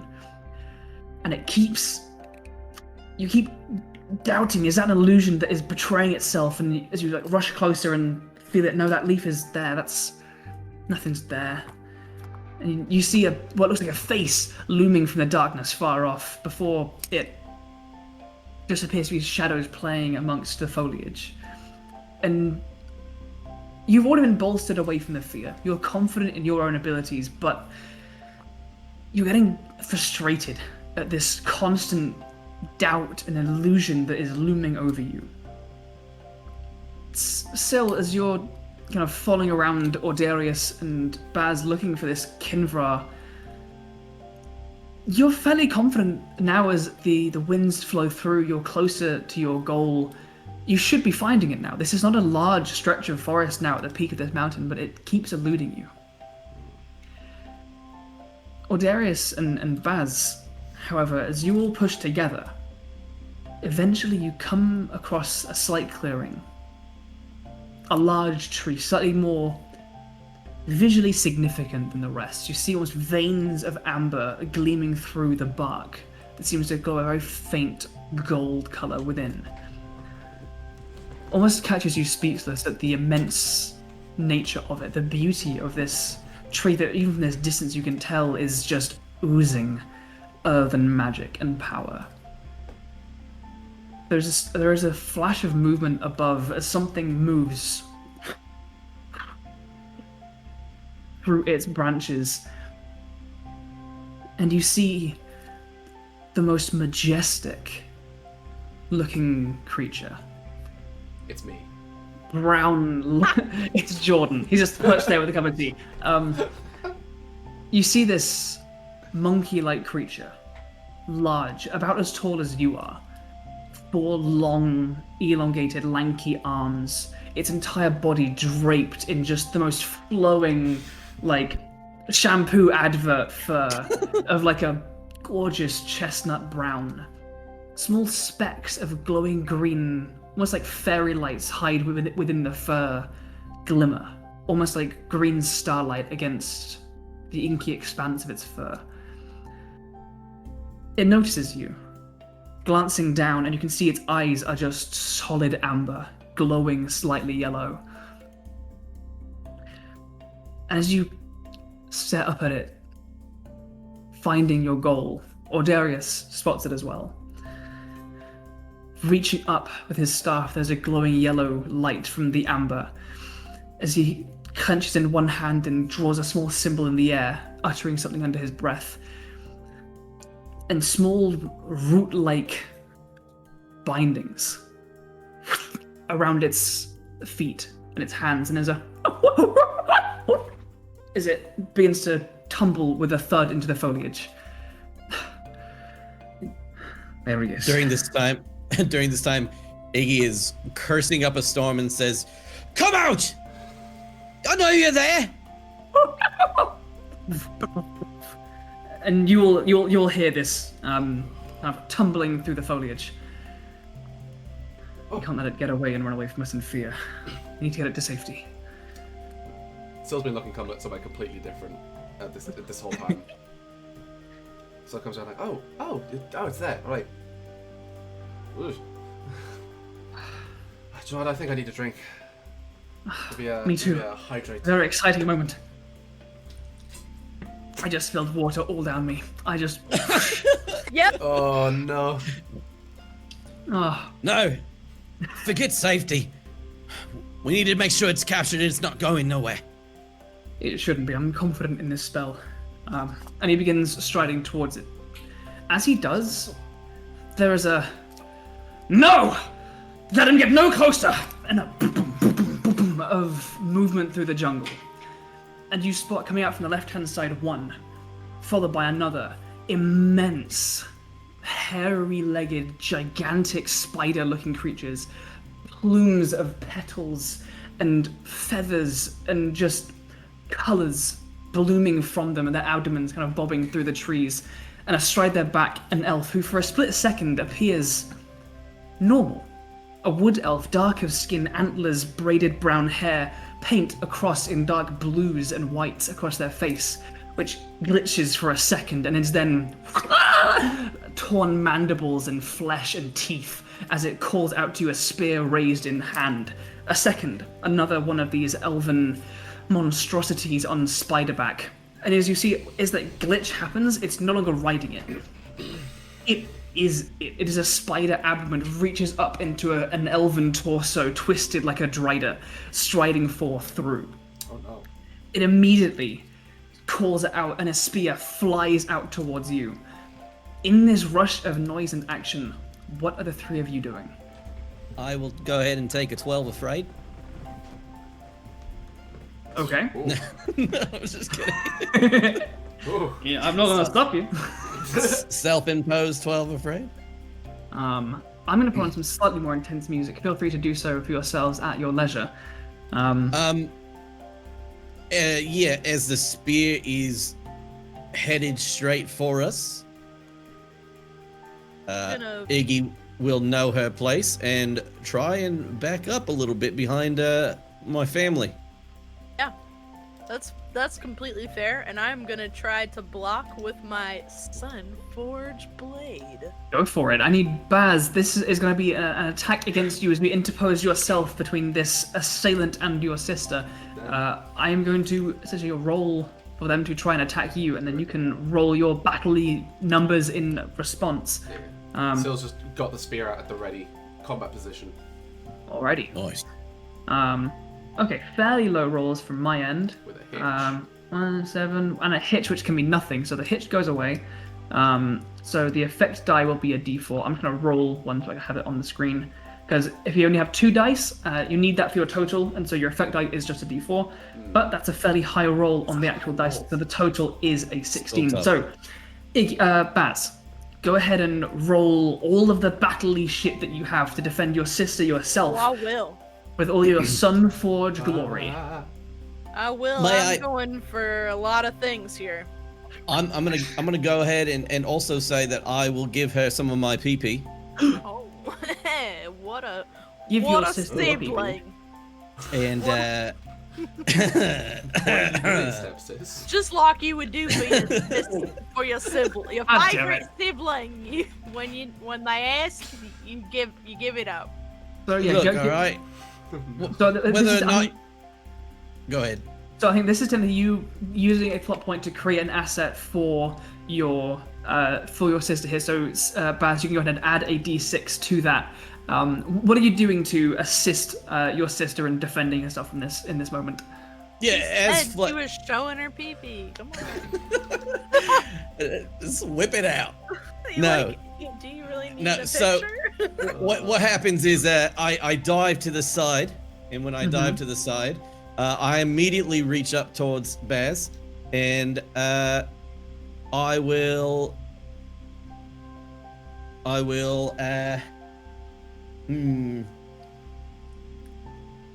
Can I somehow for assets, because it creates the asset? Anything can I narrative somehow, that you want to assist. Yeah. Can I somehow use maybe a gust of wind to try and maybe not deflect per se, but maybe shove the flying object in one way or another? Absolutely. Yeah, you conjure this wind to try and interrupt its trajectory. Baz, go ahead and roll and add that additional d6 to your pool. Right. And let's see what you get. Oh, Let me take one of my peepees away here. Boy. Ooh, close. So we got we got 2 hitches. Woofty doofty. Slide this off to one side. This is gonna hurt me so boy. bad at some point, you guys. Oh boy. Oh, well, I'm definitely gonna take the biggest ones. Because Yeah. that's all Yeah. that you can do at this point, and probably the effect I'm gonna go with a baby one. Yeah, that's it. That's So yeah, are you putting that 7 as your effect die? yeah. Cool. Is it So that, It still beats it. You still beat it. Yeah. Yeah. Yeah. Okay. Whoa. so I mean, you did get a lot of hitches, but you still beat it. yeah, a whole Boy. bunch of hitches, but that 10 comes in big, and you do manage to deflect this blade. Is there anything that you'd like to do in response? Because I believe we fade out last time, the way kind of it does a thing against you, you have done that as the response, and it kind of goes back and forth until the actor Yeah. So I think now wins. I think now you have to. I roll in again. response, and if I lose, they take stress. If you lose, it goes back and forth. Yes. It basically goes Cool, back and forth okay. until someone loses. The idea Yeah, being that okay. it keeps getting higher and higher to the point where someone has to lose eventually. Right. Yeah. So now you have to beat an 18. Oh. Right. Yeah. So One yeah. second. Taylor. Oh no, Baz. Taylor, No. no. No. Wait, we can No. get Oh wait, you hey, we can still? hear you. Okay, you can hear me? Yes. Yes. Yeah. Okay, well, maybe that's how it is for a minute. Cool. Another Alright. hitch for me. This is Oh, no. definitely not a phenomenal tech day for me, but I'm here, so You're here, Ta- and that's what we Ta- care about most. Taylor, if you hit the down arrow underneath the turn off camera button in Discord, you should be able to select the Did different it camera. fix it? There we go. Yes, Wonderful. Ah. Guys, that was almost scarier than the fact that I'm the only one fighting the spider. Oh. No, you're fine. You're more than fine. Spider. Just for the time being. But we're good. Don't Okay. worry. How?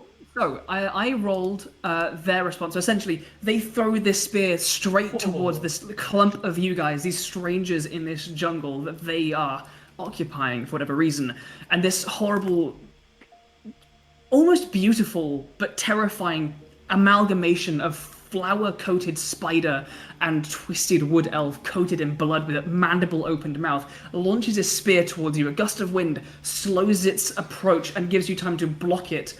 How are you responding to essentially deal stress to them? Because they have failed in this kind of back and forth contest. They failed It could either be miserably. like, yeah, it could be anything like. I think actually they fail heroically bad because you got an 18. Yeah. They got a 6, so that is 10. So your effect die will go from a 8 to a 10 to a 12 in terms of dealing stress to them. Would you like to spin your blade around and launch their spear back at them? Do you want to I would run definitely, like, as I deflect the spear, it would be very cool if it could go back at them, and I would like to take a step, like a stomp forward, Yeah. and I'm gonna yell, which I know will not work well over the mic right now, noise suppression, but I'm gonna, like, decrease the yell just for narrative purposes. That's a hell of a way to say hello! Oh. Oh. So I mean, Beautiful. as you take this kind of step forward, you expertly guide the spear as it's slowing down towards you. You block it, guide its momentum, and grasp the end and just shot put the end of the spear. It goes flying straight back towards it, and it lands toward that center abdomen straight into the pelvis of this spider-like centaur creature. And there's a horrible of pain as this creature seems to stumble backwards in agony. Icarus blood splatters across the ground in front of you. This is some fucking monk shit right now. I love it. Can I? I was about to say, can I say that I used the wind because I used the wind to help in that? Can I use the wind to like because she did the swirl and like toss? Can I use the wind to like fucking fling it faster than it was even flying? Yeah, this whirlwind like comes together, coalesces, almost like a railgun, whoosh, behind it and blast it straight in, accelerating this spear back towards its owner. And it looks badass as shit. The second spider that's coming is going to launch a spear towards Ordarius. So I will rattle through these rolls because rolling takes a while in this, and I want to make sure it's you guys doing shit. After that first spear thing, it still just stops for a moment. It's like, bloody hell, do you even need me here? Like, I could just go if you need me. Like, that's the speary roll. Ordarius is going to roll some stuff. Yes, speary hitch. I think this is right. I'm kind of guessing because I rather than like referring constantly back to a pseudo character sheet for this guy, I'm kind of just fumbling my way through it. it's roughly this kind of thing. Oh, is he gonna go in? He's gonna go in for this. Yeah, he's gonna try a little bit of that. Yeah. The mystical this. But what about that instead? Okay, yeah. So, shouldn't have eaten that surprise fruit. No, indeed. So he's gonna use that and that and that. So they rolled. So the spear throwing spider elf thing gets an 11 with an effect die of a d4 because there's no effect die because of the hitch. And Ordarius gets a 16, which is 5 higher, so that it'll deal a d10. As the spear flies towards your wood elf companion, this mage that has so far displayed a little bit of a lackluster arcane presence, if you will, as far as helping you on your journey so far, spins around and with a gritting of teeth and a growl you haven't heard yet, grasps something in his hand, squeezes it, the end of his staff flares with yellow light, and just a beam of like yellowish, lightningy blue energy blasts in return, incinerating the spear and zaps into the creature. And he, like the elven portion of this creature yells out, yeah, in response. You don't see a wound across them though. With that. The last time I tried to say Audarius, the caption thought I said diarrhea. You should keep saying it to try and see if it can get what you're saying. With that. And it has been under my face for like 2 minutes. Is there anything that you guys would like to do in response to this? They have come, they've thrown their spears, Baz, you've responded in kind. Syl, Iggy, Baz, what would you guys like to do in response? Is Audarius okay? Are they in current threat, danger? I mean, you kind of all are, as these two spider creatures have like rushed up close. He's blasted it with this energy that seems to have scorched. You can see while there seems to be no actual wound on the creature, but smoke is coming from it. It's quite strange, but Ordarius seems to be holding his own in this moment, as he has like rushed over toward where the Kinvra is bound on the ground. Oh. Okay. Syl will start making the way over to the one that Ordarius just went for. And I guess we'll turn to Baz and Iggy and be like, I'll leave this one to you two, right? Bit of a family feud type thing? We brought the heat, don't worry. Love it. Just do what you came to do. It's sword time. Baz, would you like to go first? As one of our guests? Oh, after me. So, I will definitely be doing some sorting. Go and sort away. Time to put on the sorting hat. Stop that. Sword slap. What stress do you have, Baz? That's cool of you to ask. It is. No particular reason. Just asking. It's just so you know, it is a 6 in insecure. Which is like a really hard time for me to deal with that as I'm getting my sword out in front of people and you are. and I'm doubting it, but you know what? You know what's bigger than doubt? My sword. Go and So- swing your sword at this horrible monstrosity. I'm very much gonna do that. I think I'm gonna go with, I would actually like to go with spirit.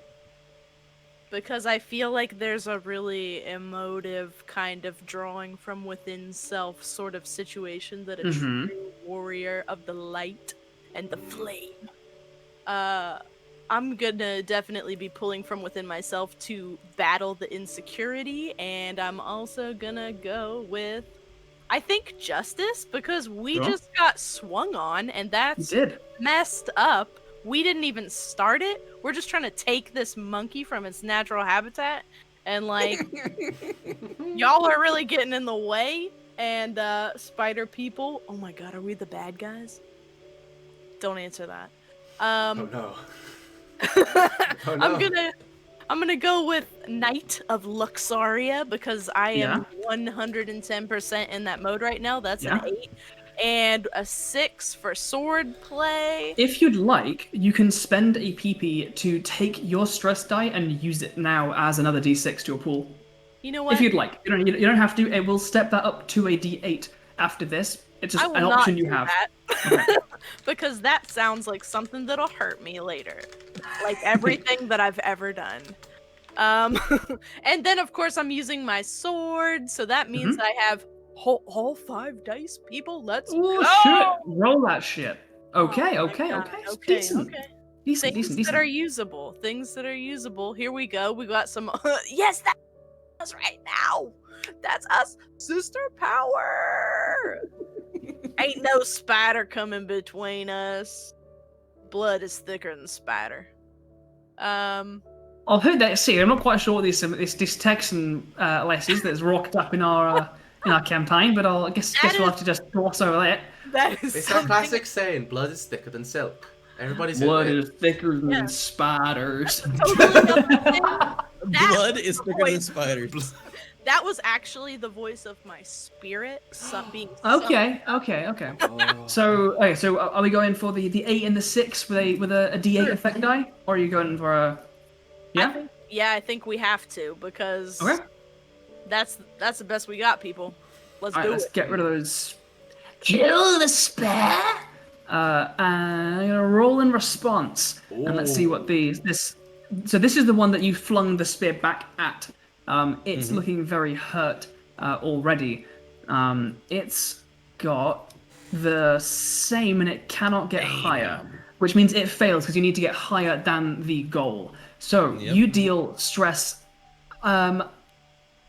What kind of stress would you like to inflict with your blade? Are you going straight for injury stress to hurt and kill this thing? It's Yeah? not fancy, you know, like we're not playing any games here. There's no insecurity being traded. This is to kill. Are you going for the spidery, bottom half and abdomen, or are you going for the upper elven torso? I feel like the bottom half is the more central organ kind of situation here. Okay, cool. Yeah, you slash forward with your burning blade. It reaches out with one of its spider-like legs, and you feel your blade hit something hard, but there's a moment of resistance as it burns through whatever it is and slides straight into the underflesh. There is another of viscera and spider guts that hits the deck. It immediately crumples. The elven torso disconnects and kind of collapses on the ground separately from it. You didn't go for a bisecting move, but it has still disconnected and hit the ground to one side. It is slightly confusing. But it does seem in this moment that the spider portion is dead, and this elven portion is still on the ground now going... shit! And moving still. A disconnected Lego piece? Something like that, yeah. Can it get up? It is... Does it have legs? You can't see any. In this moment, as Baz, you've gone in, you've made this strike and done something. Syl, Iggy, what are the two of you up to in this moment? I'm just picturing a hot dog. That's fair. What? Syl is first of all gonna say thank you to Reaper Lego for following us. Oh yeah, welcome to Tales and Tales. Welcome, buddy. Go ahead. You go first. Alrighty. Syl is going to go towards this spider in front of them with their spear and go into a contest with it. Flourishing This is the the one around. that This is the one that Ordarius blasted with that kind of ambery lightning. Yeah, when you get close, you can smell burning flesh. Again, you don't see a burn mark on the creature, but go ahead and attack it with your spear. Alrighty. So I'm going to be using I'll get strength rid of because it's a spear, glory because of the glory of battle. Hell yeah.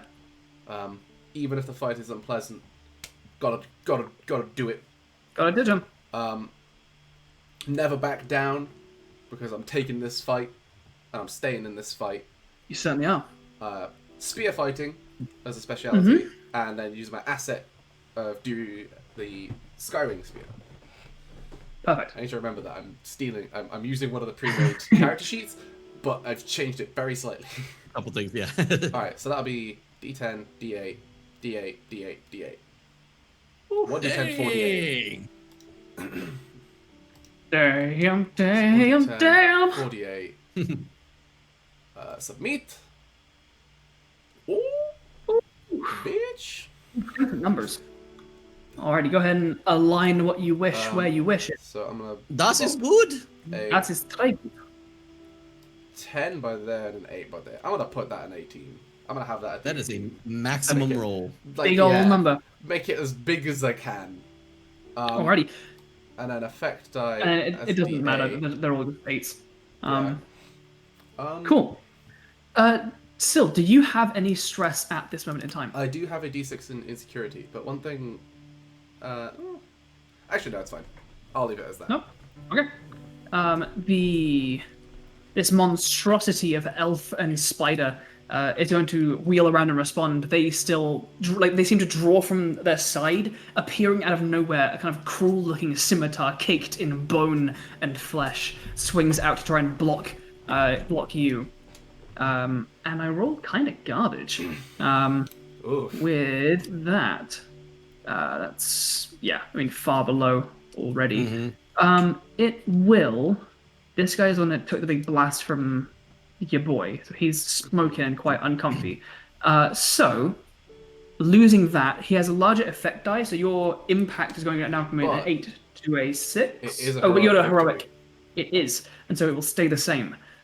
What kind of stress would you like to inflict upon it? Are you going for injury, stab? Are you going for swipe, be afraid of me? What's your intention? I think, like, the way that I've been playing Sirs, they're not someone who injures, they're more someone who fights because they have to. They don't enjoy the injuries caused.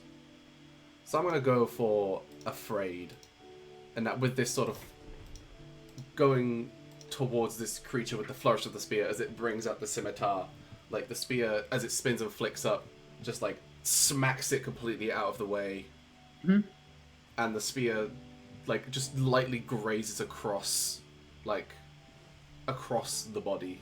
Yeah, like a superficial slash, not to deal really damage, but to like stun Show it them that backwards. you can. Yeah. And it does. It reels backwards. The scimitar in its hand flies from its grasp. It flies kind of in the general direction of Ordarius, who seems to be like turning up and standing towards you to face the battle as well, his staff in one hand. And the scimitar seems to fall and strike him in the chest and fall through him, clattering into the ground behind him. Hey everybody, I think these might be illusions. With that, the spidery creature in front of you, Syl, having been struck by you and slashed by, blasted by Ordarius, a slightly confused face expression crosses their face as they see that happen near Ordarius, and kind of glances down towards you, confirming that you are corporeal, having been slashed by your spear, kind of maneuvers away from you slightly and leans forward, and it seems to have rear up, and where its pelvis of this kind of centaur spider-like creature is, almost like it seems to leap out and strike towards where Ordarius is. And as it does so, Yeah, oh no. there is like a... And Ordarius in the midsection just kind of flickers. Oh no. And this spider creature, just very confused, looks around to all of you and to its companion, who is now begins getting up, and you see this elven torso that was connected to the other spider that, Baz, you have slain with your Sunfire sword. Legs begin to become clearer, and they begin to get to their feet, looking very confused, and at you, still thinking that you are its foes, is going to leap and lunge towards you, Baz, as you have slain. Now what you see as this illusion begins to fade, bit by bit, inch by inch, is a giant spider that it was riding. As it lunges up and goes straight towards you with a tackle, it's going to roll to attack you.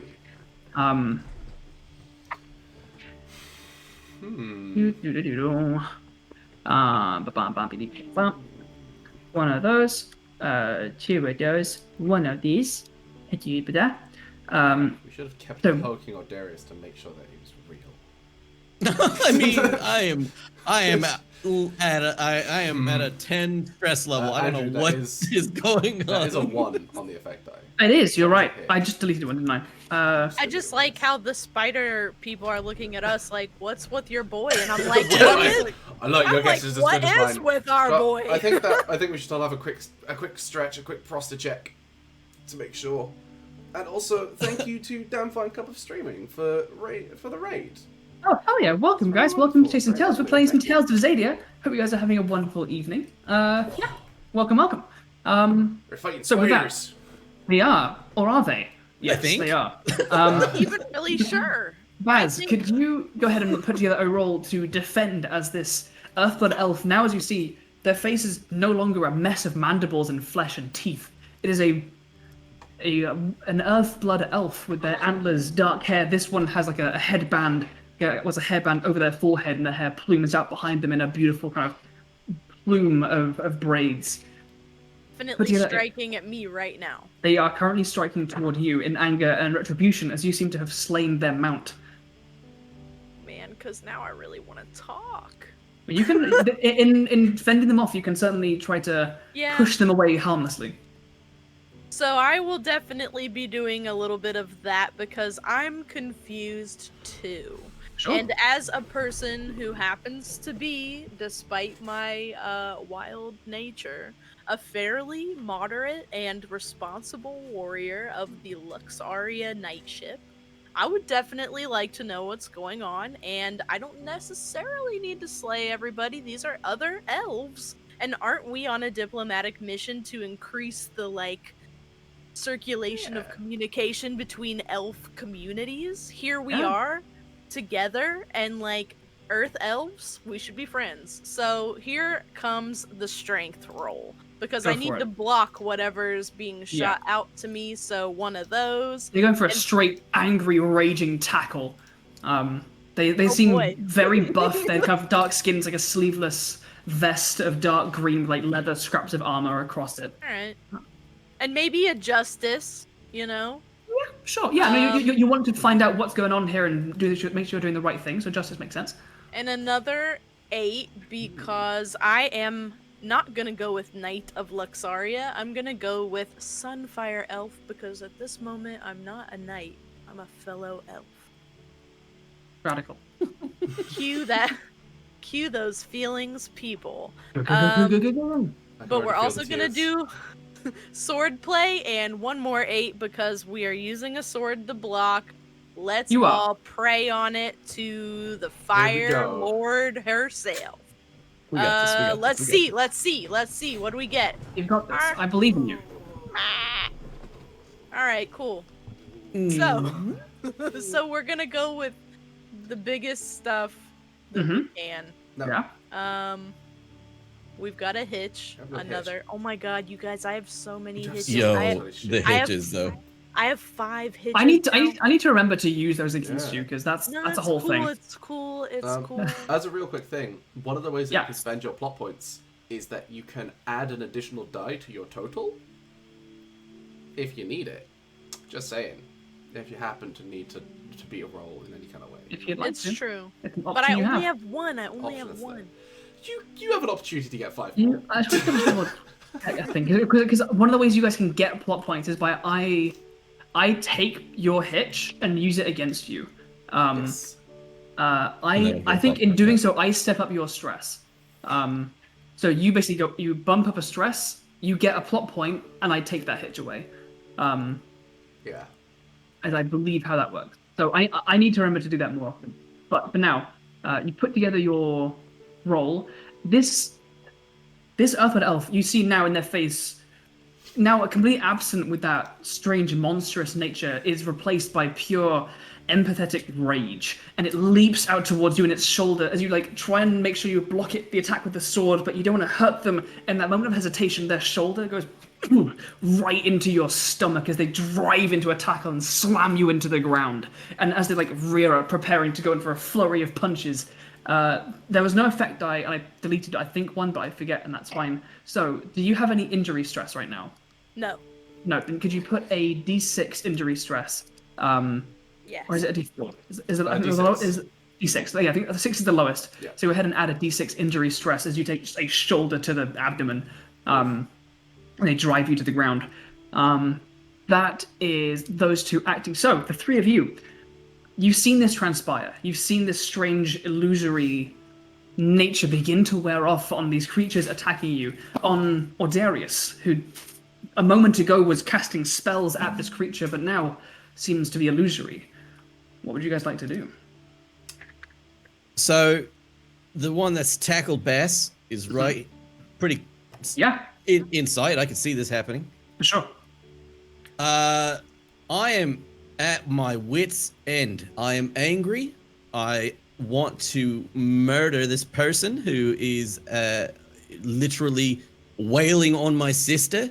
Mm-hmm. So I am going to turn into a heat being. Oh shit! It's happening. I am going to throw my my staff onto the ground, Mm-hmm. and I'm going to take both of my arms and put them out behind me, and I'm going to yell. And when I yell, my eyes burst into flames, Oh, yes. and cracks begin to form across my face until they form across my arms and into my hands. And my hands start to glow like an orangish red. Yes. Yeah. My hair that you can see is very curly. It's very tangled. It turns into almost like a snake-like flow behind my head, and I start to charge, and I would like to tackle the person that is on top of my sister. Go for it. So your angry stress is going to step up by 1. What is your angry stress at now? It is a 10. Is now a 10. My Okay. God. You are in full rage mode, but you can add both your agility and your strength die to this test as you go to rugby tackle this assailant that is currently straddling your sister. Holy damn. I feel like Syl was Alright. probably like, oh, you don't need to go. Oh, shit, okay. Maybe there's something we should talk about. It's like, start to try and talk and calm you down, and then immediately realize, I don't want to put myself in the line of fire. Quite So yeah, I'm going straight for probably Get him.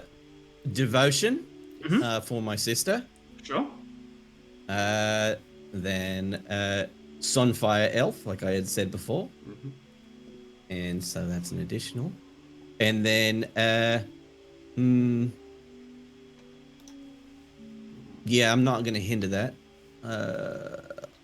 Matter of fact, I'm going to go ahead and add my final PP Okay. to the roll. Oh, PP time. Give myself an extra die. Okay. oh. it Yeah, up. so that's 2d6, 3d8. Oof. That's a roll. Okay. Still pretty fucking low. Some above averages for Yeah, your terrible. results in the D8s. Alrighty, those D6s can get out of here, so that's a total of 11. Using your angry stress against you, this creature, seeing you come up, prepares and almost begins to lean straight towards you, their antlers lowering to gore towards your tackle. And they rolled not high enough. They are a little bit too slow in doing so. And as you, that's another hit for me. Oh. I need to remember how to My use my. sister! Yeah, like it begins to lower, but you're too quick. You're short. You grasp hold of it. Its arms pinned to its sides, and you drive it right through the air by 5 feet before slamming into the ground yourself. This melee. I want to do one of those like because he's like up on top doing this. I want to wrap my arms up underneath his armpits and drag him up over and just slam him into the dirt next to me. WrestleMania! Oh.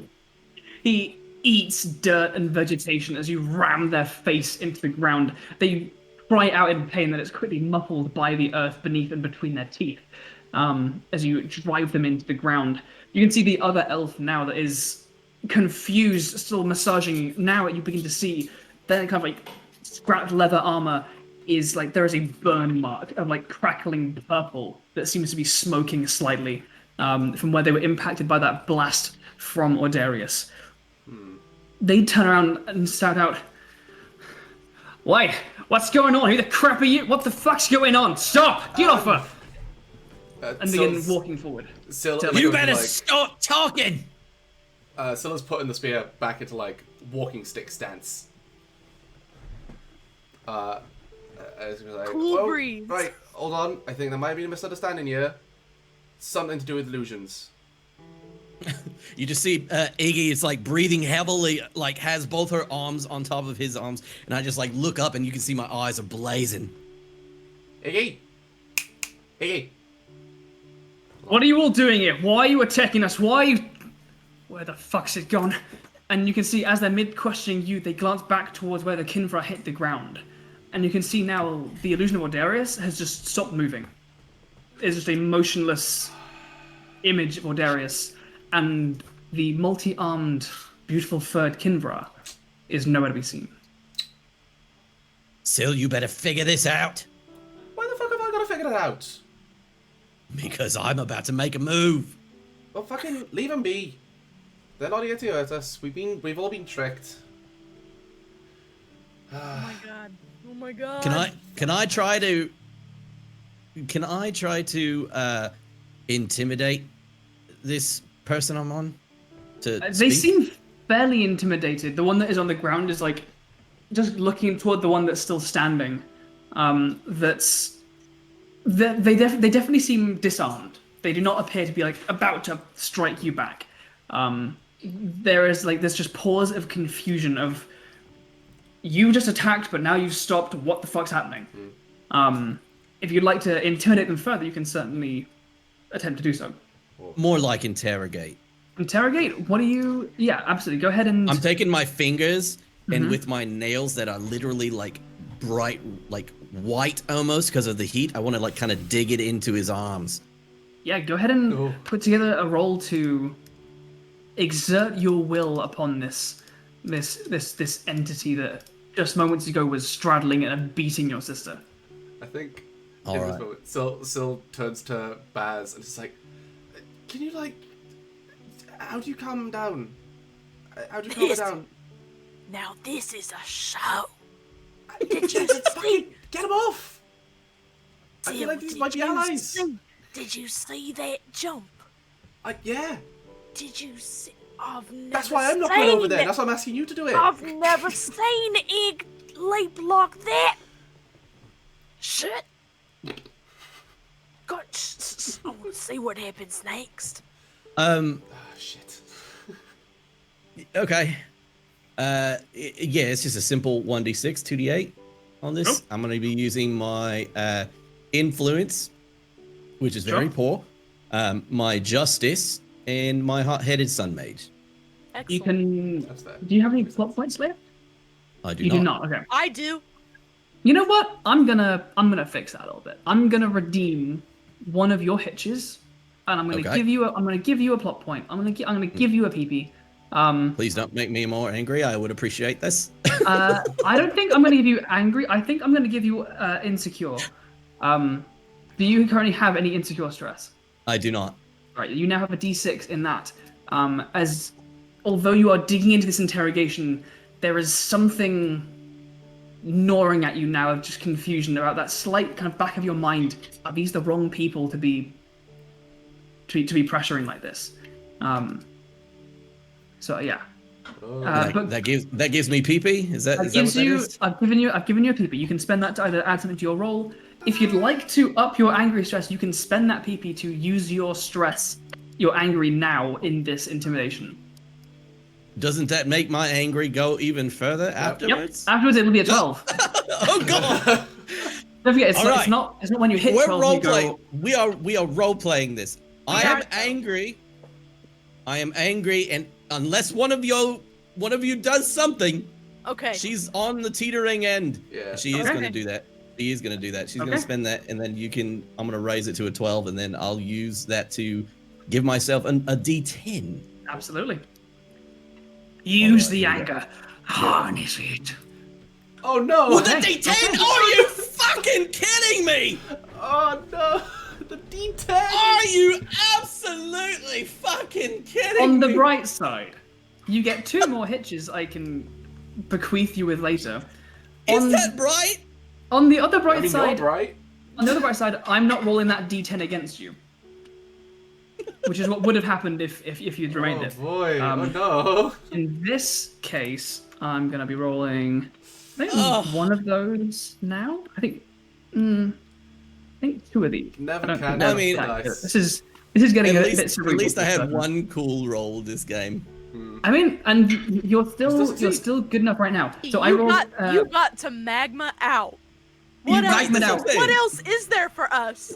Exactly. It's very I true. mean, look, this person that you are currently on, as you are kind of your nails white hot, digging into them, you now smell burning leather as you're kind of like singeing and smoke is coming away from their clothing that you're currently digging into, and they're like, "Look, stop. There's clearly something going on here that you appear to not be informed of. I ain't gonna hit you. He's a random person that looks like you, so I'm gonna assume sister again." And I'm going to inflict upon them a degree of afraid stress, as they are afraid of you, as you are kind of interrogating them, and they appear to now be definitely on the defensive, as far as this combat seems to have slowed to more of a confused pause. The others, Syl, Baz, as the standing elf, one with the kind of crackling burn scar, you can still see there are like embers of purple energy almost like through this scorch mark against their burned skin. Right. Who the fuck are you? Why are you here? Where the fuck's he gone?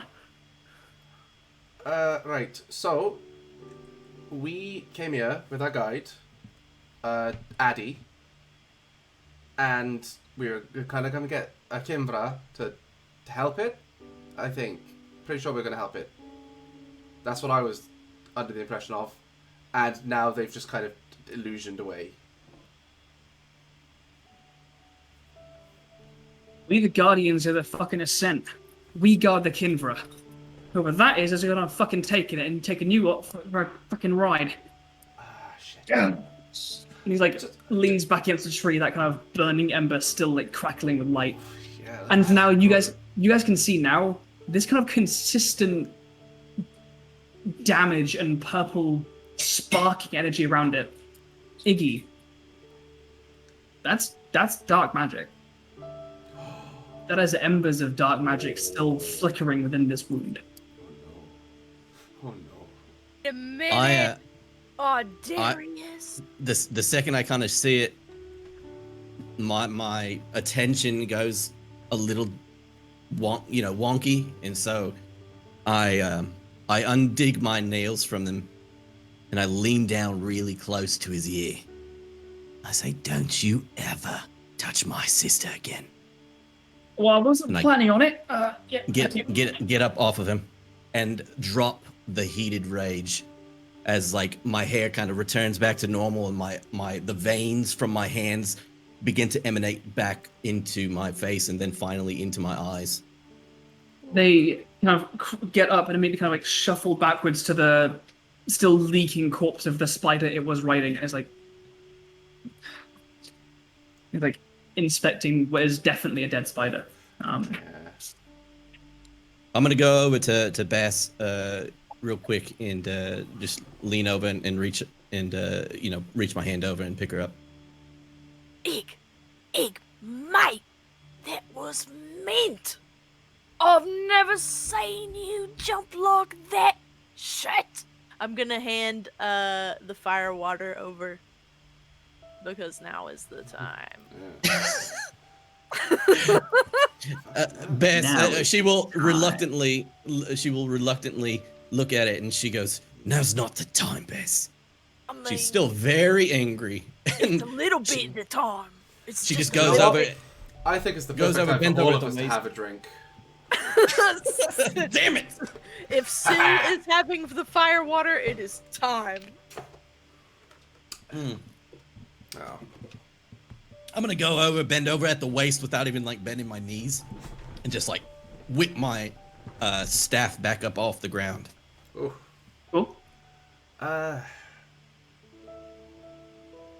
You can see the burnt elf is like leaning to like down to where the Kinvra was, where it hit the ground, and is like looking around trying to inspect where it might have gone. But you can see they kind of as they kneel down, they stumble slightly to one side, lean up against a tree, and clutch their shoulder. Yeah, you take a rest. Oh, bloody hell! Glad I didn't miss you now. Thank you. Yeah. I'm gonna literally like stomp forward, hold my staff out towards her, or towards him, and point it at him. And to see, I'm gonna be like, "I've trekked through mud, water, and bugs, and now I have to deal with this. I don't know what's going on, but it seems we've been done in.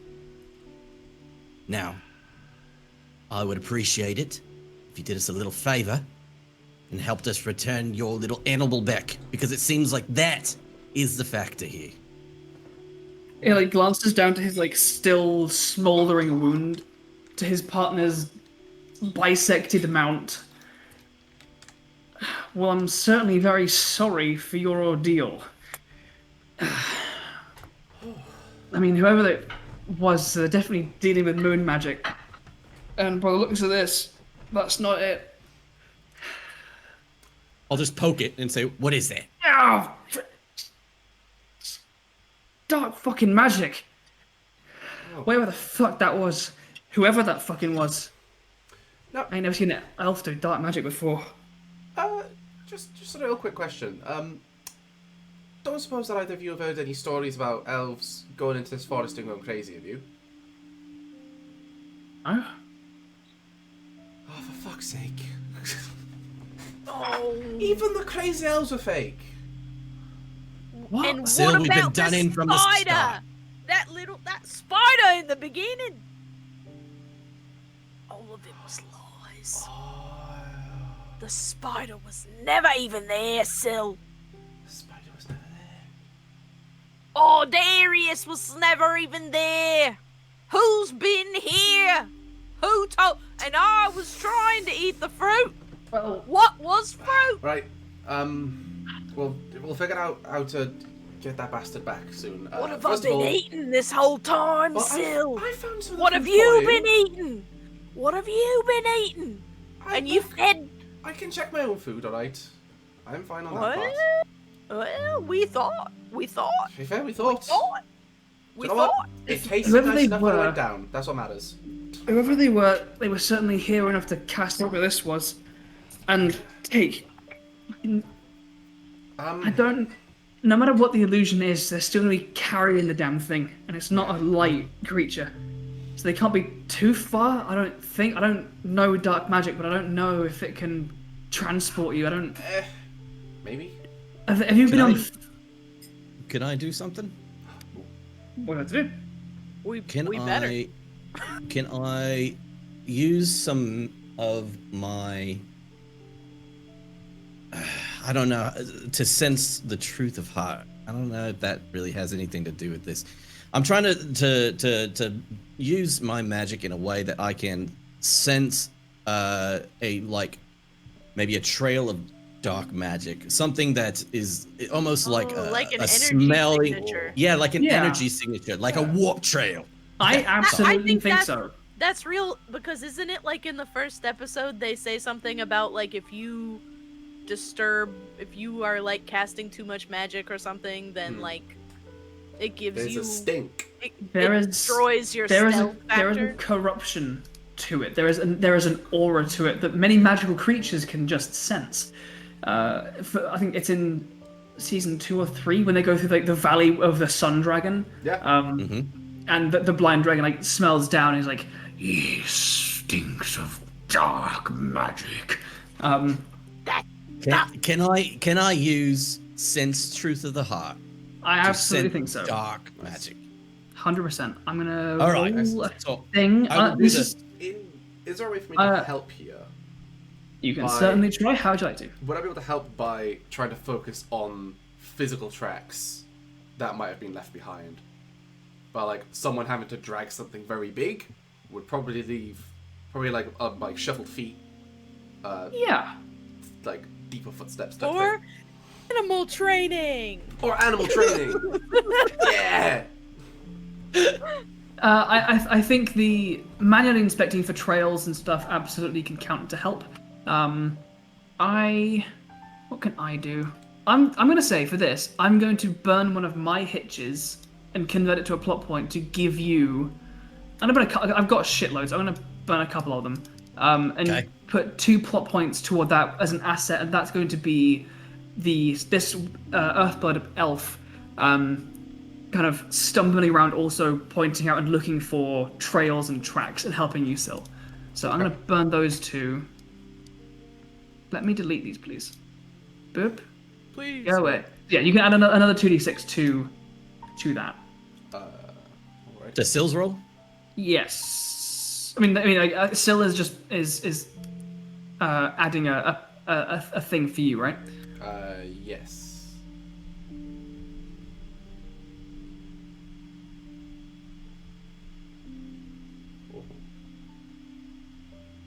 So I rolled a DC of 7, so you can beat that fairly well. Nicely done, Daz. Yeah. So as you focus on casting Back this that animal.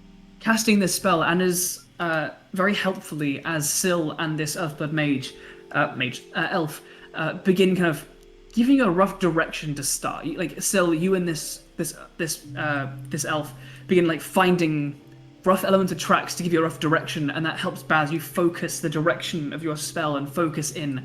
And you do begin to pick up a little bit of the dark magic, but mostly illusion. Heavy illusion, masking the nature of something, almost as if making something invisible. Running kind of around, circling back towards where you came, and heading off in the direction of where you came. As you begin casting that and kind of getting an idea of where Ordarius, or whoever they might be, has gone to, they appear to have retraced your steps backwards. The Earthblood Mage kind of leans up. I'm in no state to travel on. Bring back the Kinvra. Whoever they are, they're fucking dangerous, but watch out. That's one of the last ones left. Can you bring it back? Oh, don't worry about it. We're not. Good. We've got this. I'm assuming Iggy, Baz, you're both still. You're down to get it back as well, right? I'm out here to protect it. We ain't done yet. I'm not going through hell for nothing. Alright. Love it. Love it, love it, love it. And I cast Verum Animo into the sky as the sense the truth of the heart goes off, and a small, like, almost like a scent trail, but instead of like, like a ribbon, almost more like a beam of energy with sparks coming off of it. It's like floating follow cinders. the dark. Yeah. Follow the dark energy. It begins Can't to hide stink. It begins to sparkle and lead off in the direction. I think as you guys begin to sorry. Oh. Oh, We what? begin to fuck! Wait, what? As we begin to As you begin to find your path onwards, to find this deceptive, illusory dark mage now in possession of this magical Kinvra, is where we will take a quick second break. I think, yeah, we're going to hop off for about 15 or so minutes to get ourselves some water, take a quick comfort break, and we'll be back here in just 15 minutes. Thank you so much, everyone, for joining us. Yes, so, I mean, 15 minutes. bash it out real quick. Go ahead, take care of yourselves, make sure you get yourselves a drink. Thank you everyone for joining us. Those of you that waited, thank you so much. Those that have followed, welcome to Chasing Tales. Thank you so much for joining us. And we'll see you guys in just 15 minutes. Yes. Alrighty. Bye, guys. Catch you in 15. Hello, everybody. We're back. Hello everyone. Welcome back. Hope you guys had a nice little break. I did. I went my Mexican curry. If you didn't hydrate during the break, you should probably do so now. Well. Thank you, Tal. Also, Thanks, Rob. thank you to Whiskey Vector Bravo for following us. Oh, hell yeah. Back Welcome. on. Thank you for following. So, if you guys are ready, we shall dive immediately back on in. Where we left off, our adventurers, following the behest of this Earthblood mage to seek and protect this dying breed of magical creature known as a Kinvra. You found it. Yay. Ordarius, your guide, bound it with a spell. But as the guardians of it, these monstrous elves, spider things emerged from the foliage and began throwing spears to defend this creature, the truth became less clear. Ordarius casting blazing magical beams, striking one of these elves in the chest, and then seemingly just becoming illusory. These elves, spider monstrosities, began to shift in form, becoming giant spiders and forest-born wood elves, earthblood elves, that, wearing their armor, bluish face paint, and a confusion set in. And clarity was found only as you noticed that the Kinvra, this magical creature, and Ordarius are gone. The illusions fade. Iggy, summoning forth the truth-shedding light of the sun and flames, you cast your spell, seeking out the truth. And with the assistance of Syl and this Earthblood mage, still too injured by what apparently was a dark magic blast that has injured them severely, you have found the trail that leads back down the path that you trod to get up here, of some masked, illusory magic leading away. What would you guys like to do? First of all, I'd like to thank RPG Academy for cheering 100 bits. Hell yeah, thank you so much, guys. That's wonderful. Thank you so much for the support. We appreciate it. Right, beyond that, I believe we're following this trail, right? Yeah. All So right. I have my staff like pointed out in the direction of the trail as I kind of start just walking in that direction. Is Iggy taking the lead then? Yeah, I'm just like stomping off. Alrighty. As you do so, you taking this accelerated pace down the hill now. You've walked this path already. You have a vague idea of where to go to find the easiest way through, and you push forward. Beautiful views across your right-hand side as the canopy opens up. Now cresting towards sunset, this entire canopy is flooded with reds and oranges of a burning sunset. Pushing down, you find yourselves not seeing anything. No sign of this individual, but this illusory trail of magic being identified by your spell continues onward. Until eventually we get to the point of this mudslide. This dread sets in a moment as you worry about having to cross and trudge through the mud, but you see, a path has been created. Something magical has wound up and solidified the mud into almost paving stones. And you can see it being created. Halfway across, you see a humanoid figure, a creature slung over its back, a staff outstretched, but not the staff you recognize, not the human or person that you recognize. Rather than a tall, dark-skinned elf with luscious braids and antlers and green robes, you see a human. Ginger hair flowing in short curls, dark blue robes pulled up high, a staff of thin silver, a staff of thin silver ending in a large crescent moonstone. Across their back, this Kinvra, as they are holding their staff under an arm and reaching out, and you see purplish smoke billowing forth, which seems to be forming this mud and spoiled mudslide into this paved path. What would you guys like to do? I turn around to Bess and I say, Bess, done in by a filthy human. No less, Ig. What other kind of Val vermin? Val vermin.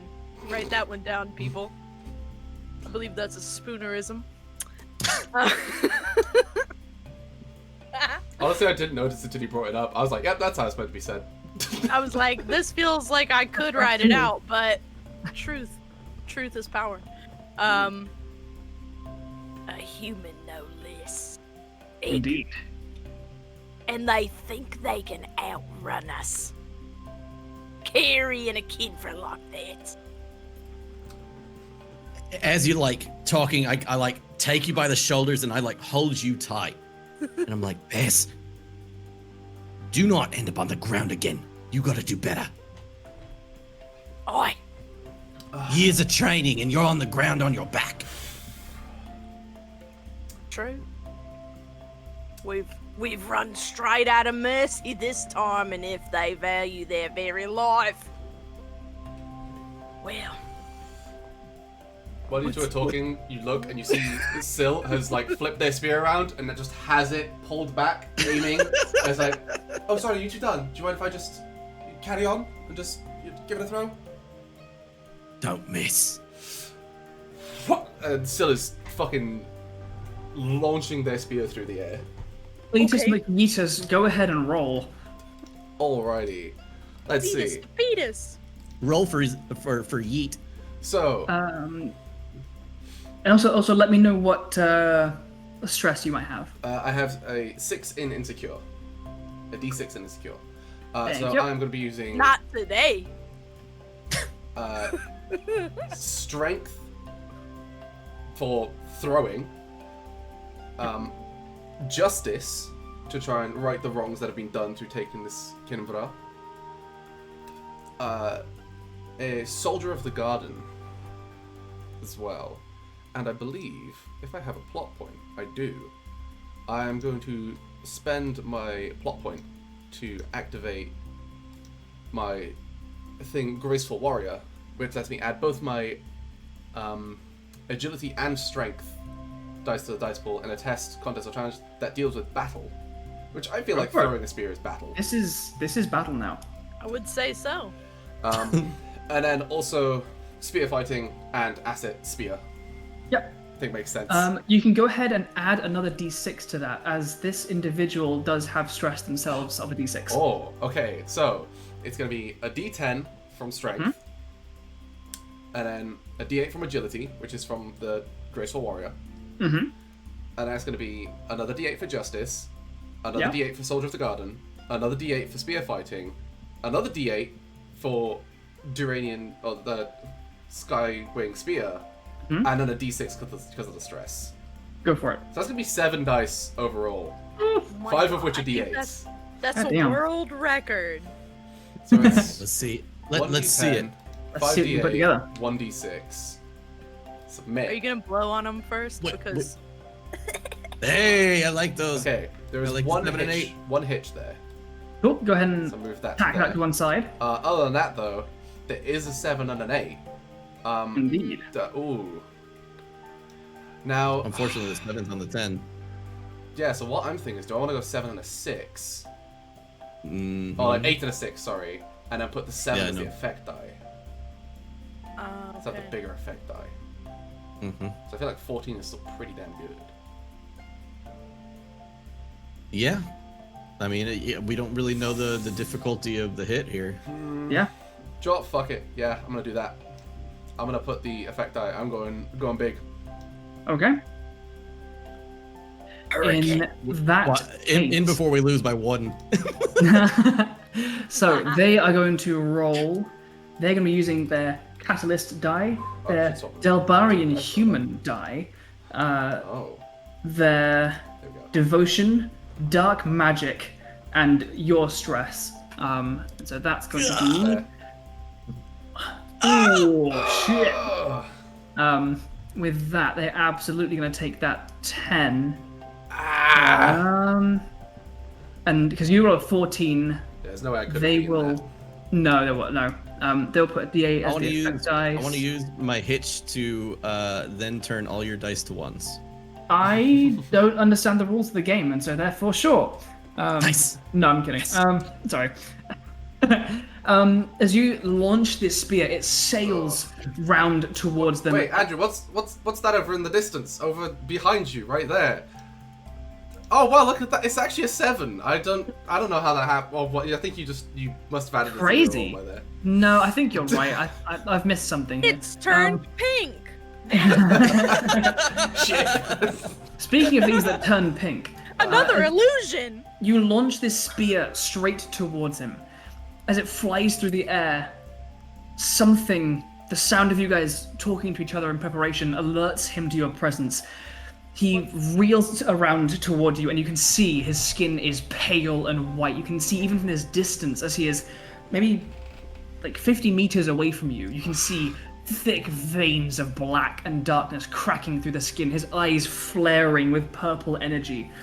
The spear goes, as it's flying, gets and sent off at an angle as purple lightning crackles from his hand, strikes it, and sends it flying into the mud off to one side.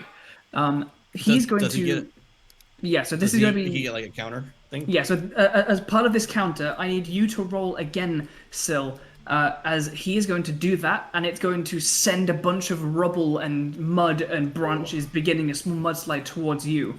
So I need you to go ahead and roll to avoid that. Now, so I think I still get my Graceful Warrior thing because it's the same contest. Yep.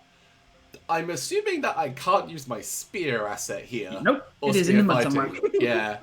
You did that like case- one of those like track and field boyos where you kind of like poo and throw Yeah. yourself. No, because the spear's over there somewhere. Yeah. Yeah, So that. strength, So strength, justice, soldier of the garden, and because of that thing, still add my agility. Yep, and add a d6 because And an he's. extra d6.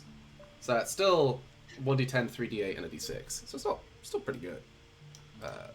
Still, I said don't miss. I can't fucking help it if they just throw it out the way. Valid. I didn't fucking miss. Oh. Shit. That is a 16. Get rid of those. That's a 16. It needs to be higher in order to Wait. succeed. Ah! I don't have a plot Wait. point. My God, are you? I do. Can I help? I think so. Sure. Okay, I'm gonna try because I think what I'm assuming here that is happening is that the mudslide is going to take Syl. It looks like it's rolling towards Syl in particular. So you can spend your plot point to create an asset. So Syl, you can roll another d6. I don't think that. I was about to say, help. there's Yeah, I don't know if that would help. nothing to help here. Yeah, because my thought was if I could spend a plot point, that I could include more results into my total. Oh yeah, that would work. I think you can transfer plot points across. Oh, actually, wait a minute. Hold on. Probably. I'm trying to find a thing where I can use my hitches because I was going to say she can activate an opportunity. Yeah, what's opportunity? Spend a plot point to activate it to the role that is opposing you. It's being rolled opposition as a test, blah, blah, blah. When you do this, narrator assigns it to you can do one or two things. You can step down one of the stress dice. Oh, never mind. That's probably not what it is. So I'm not sure if you can just give your plot point to someone else, but you can it's up spend a to you. plot point You to can have it activate back. wait, hold on. You can spend a plot point to activate it if the role is opposing you in a test. Blah blah blah. The narrator gets a plot point. You can do one of two things: step down one of your own stress die, or you can step up an existing asset, even if it's a character. So that'd be like your So I think you could spend a plot point, and I'll let Taylor spend hers to make this happen as well.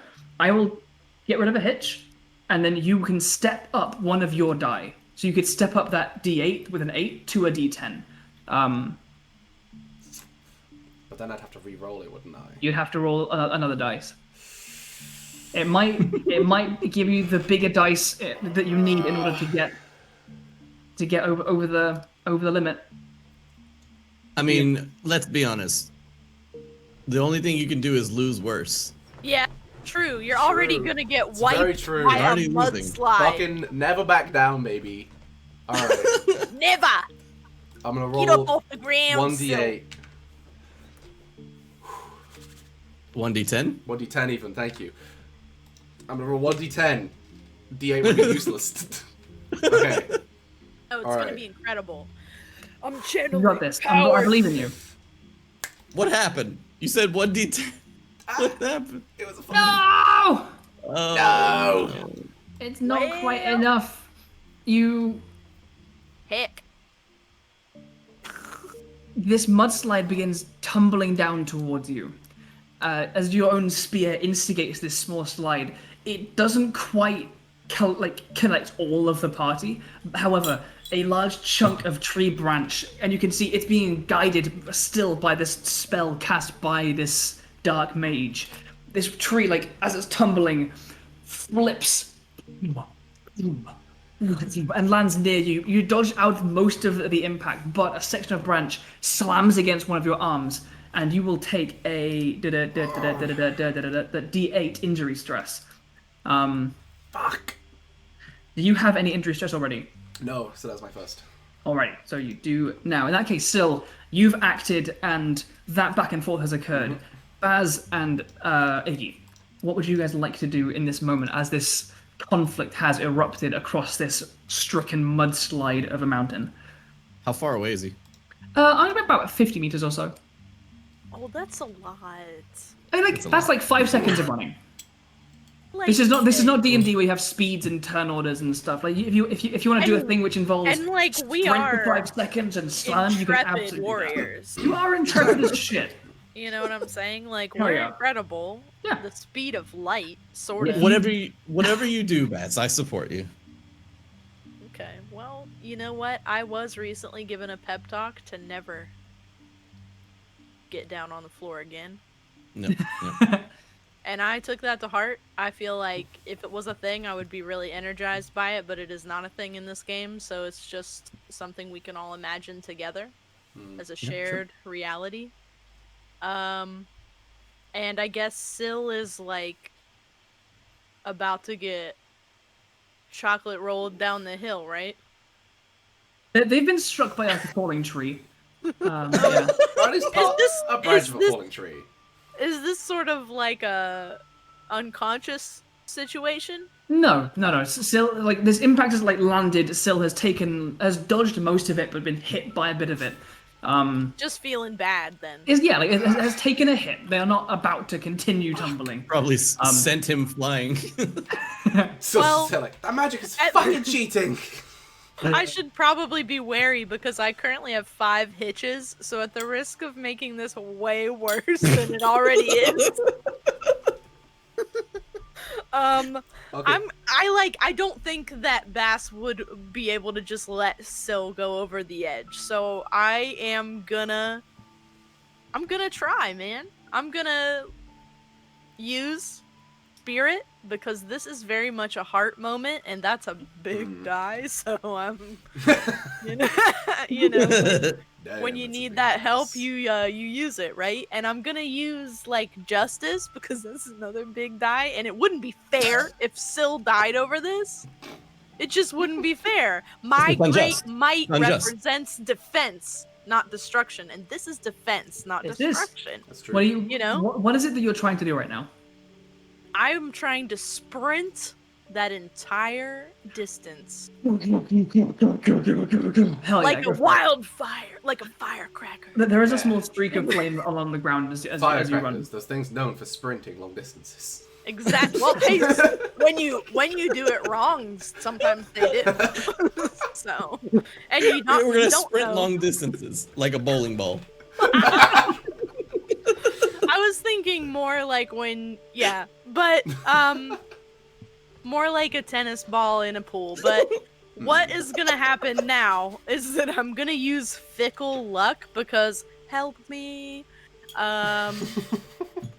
and maybe strategy because I think this is a good idea, and not the blade because I think this is a good idea. I think this is Look, good. I this- think this is smart. The strategy is taking advantage of the distraction that Syl very intentionally created that didn't fuck up on. It was Well- I meant to do that. Here come the dice. Here come the dice. Let's go for it. And these are what we have. And I'm thinking that this little one's going to go away so that we can do this. Oh, And yeah. you know, we knew that this could happen, team. So, We sit here and wait. so are you sprinting and running and like slashing at the guy? Are you? I'm gonna sprint in and I'm kind of doing I'm trying to fish them from the mire. So they're still like so they've been creating this like path on the top of this mud. So they're like standing on this roadway that they've created. So yeah, are you gonna like shove them into the mud? Like grab hold of them and grapple them? What are you doing? Shoving into the mud sounds not helpful. Okay. So Wait. instead, wait. Real quick, who are you Wait, who targeting are we here? talking about? Yeah, who are you targeting here? Because I feel like you might be targeting or thinking about Syl. Talking about Syl. Oh, right. Okay. Yes, Yeah, absolutely. that makes a lot more I, sense. I say bury Syl's face even further into the mud. Just would be fucking- great. Like, why is he Shove. saying I thought you were- Syl? Ruffle stomp him. I thought Right into you the- were like sprinting for the mage, going on the offensive. I can see how that would also be a thing that might make more So- sense, but It's still been like Yeah. knocked off this little kind of main area down towards a bit of the mud. They're not like about to tumble off the mountain, holding but they are fast. like like they've been knocked back a good ways. Tell you what, to make it easier, Syl will shout up and be like, "Get the fucker!" okay, never mind. Hold on, let me just. So I'm still gonna use all of those dice because I Sure. still would want to use my genuinely wounded spirit and my Yeah. sense of justice because we just got in the A, and fickle luck still need it because I'm obviously doing something that's not like maybe that smart, but I feel like I need to do it. Strategy is still happening. So here we are. I'm gonna head over to this individual's little causeway of diseased mud. Mm-hmm.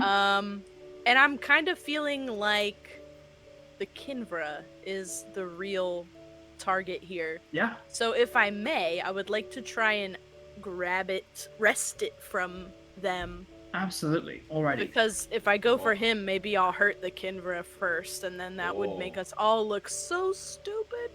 A little bit.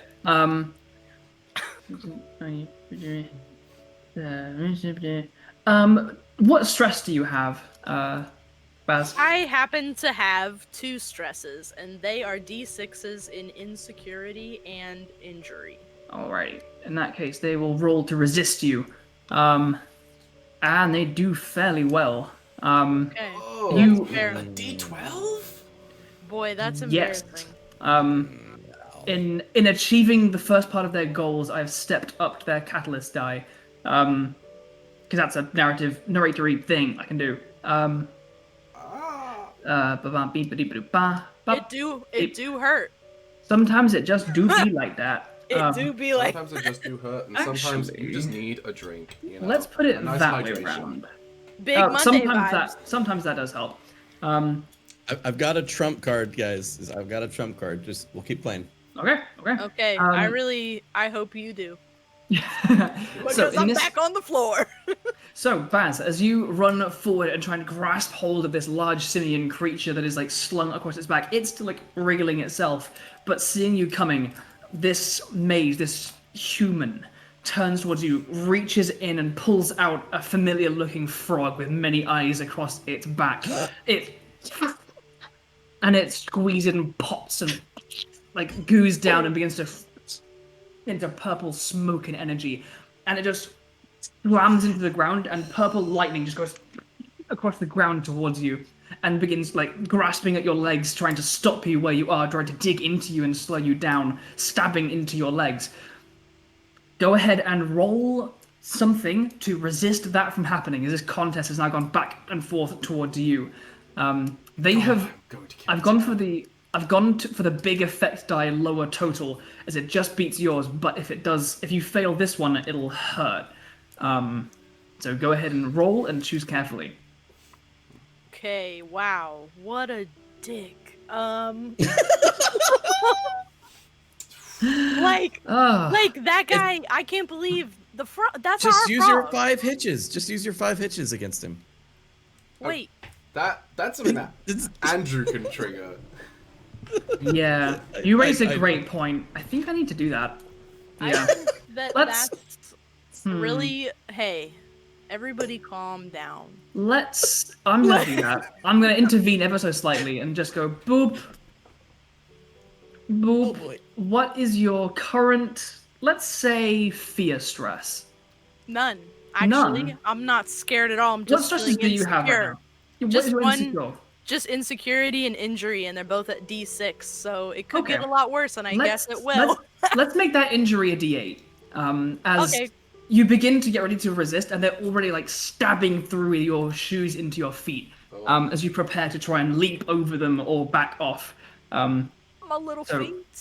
Bump that up to a D8 and go ahead and roll to resist this strange grasping energy that's like stabbing towards your toesies. Well, That works. that's gonna work for me because Woo! There we go. you can hurt my toes, but you know, I'm trying I'm to gonna get hurt rid your of all toes these back. I'm gonna hurt your toes more, and it looks like that might be a possibility. Here we go. Oh hell yes. That's a clean win. That's a clean win. It certainly There is. is another hitch there though. That is a hit, so that can go away. Oh my god, always though. Always, yeah. Like, got rid of one just to get one back. So he needs to back and forth again because you've now defeated him as you've tried to overcome what he has done. So what are you doing to avoid these like stabbing things with energy? Are you leaping over them, backing off? What are you doing? I am definitely doing a bit of a leapery on this diseased mud that has solidified into a bit of a walkway. Yeah. And I once again called upon my vast and incredible spirit, and because of the frog was my ally, we met each other first, so That's true. we have both a history and a relationship. So I actually rolled, one of my rolls was a 6, which I chose animal training, but strategy was Sure. the same thing, so whatever. But I am in memory of the frog doing an Okay. incredible leap, and I'm detaching both feet from the mud causeway, and I'm gonna do a flip, and that will keep me airborne for like a couple seconds at least, which maybe will help. Dropkick them. You know? Yeah. Also, Yeah. real quick, thank Yeah. you to Dead Toothbrush for following. Welcome Oh, back. Thank you so much, the people following. Yeah, backward about friends. That was a Alrighty. freaking close one. It was. It was. They just come underneath your roll. So yeah, as you sprint forward, this magic bursts out, begins stabbing into your little toesies, but you leap up. You're now flying towards this guy. What is it that you're doing on impact with this mage? He has this simian creature across one shoulder, the staff in one hand. What are you doing as you fly through the air and slam into them? Like to take both feet, which are currently off the ground, and just plant them straight in his chest. The Hell drop yes. kick. He will absolutely take that D8 stress Both right feet. into injury. And the feet are angry. The feet are very angry, and he's taking a D8 into injured stress. I think it would actually be a D6, wouldn't it? Because the D12. Oh, he's been stepped is down high, because the D12 is higher. Yeah, you're right. You're right. Unfortunately. No, that's absolutely correct. Alrighty, but he has taken that. He has now taken the first hit. Just for your general awareness, actually, because he failed that previous roll as well. Do you take stress every time it goes back and forth, or is it just when when the it conclusion? hits the conclusion. Cool. Okay, thank you. Cool. With that, The game real quick. Baz, I was you've gonna say it would ping pong. yeah. So Sil, you've launched in with your spear throw. You've been knocked to one side as your spear's been flung into the dirt. Baz, you've sprinted forward and done a leaping double kick into his chest. He's gone flying. He's on his back. The simian creature, this Kinvra, bound at the ankles of its 4 arms and 2 legs, its tails off to one side, is now like off in like the mud off to one side. Iggy, what would you like to do? So the position and what's going on with the actual guy that was carrying the monkey? What is he looking like? What is he doing? End of this like built up causeway that he has been conjuring with magic. Baz has just like sprinted up and like drop kicked him, and he's like he's like on his back, like sprawling in the mud, just beyond where his path has been made. I did it, Ig! I'm not on the floor, he is! He's like, I'm going to point my staff at him and yell, Circulus Luminous! And I want to cast a ring of light around him, like just around him, to an attempt to like blind him. Okay. From trying to like cast magic around him. Nice. Perfect. Go ahead and put together your contest roll for this. Okay, so intellect. Nice. Plus mastery. Smart boy casting. Nice. Plus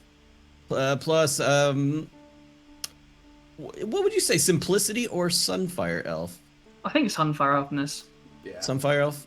Okay. Since I'm doing all the crazy stuff, I'll actually gain a PP and just bring that down to a 4. Oh. Hinder it away. Go for it. All right. And then, Oh, PP time. yeah, I'm going to use, of course, Sunfire Magic, so D8, and then Sunfire Spell, D8 again. So that's a 1d4, 1d6, 2d8, 1d10. Oh, beautiful. Plus a PP. All right. Go for it. And then I'm gonna yell in the background, Smoke him, Ig!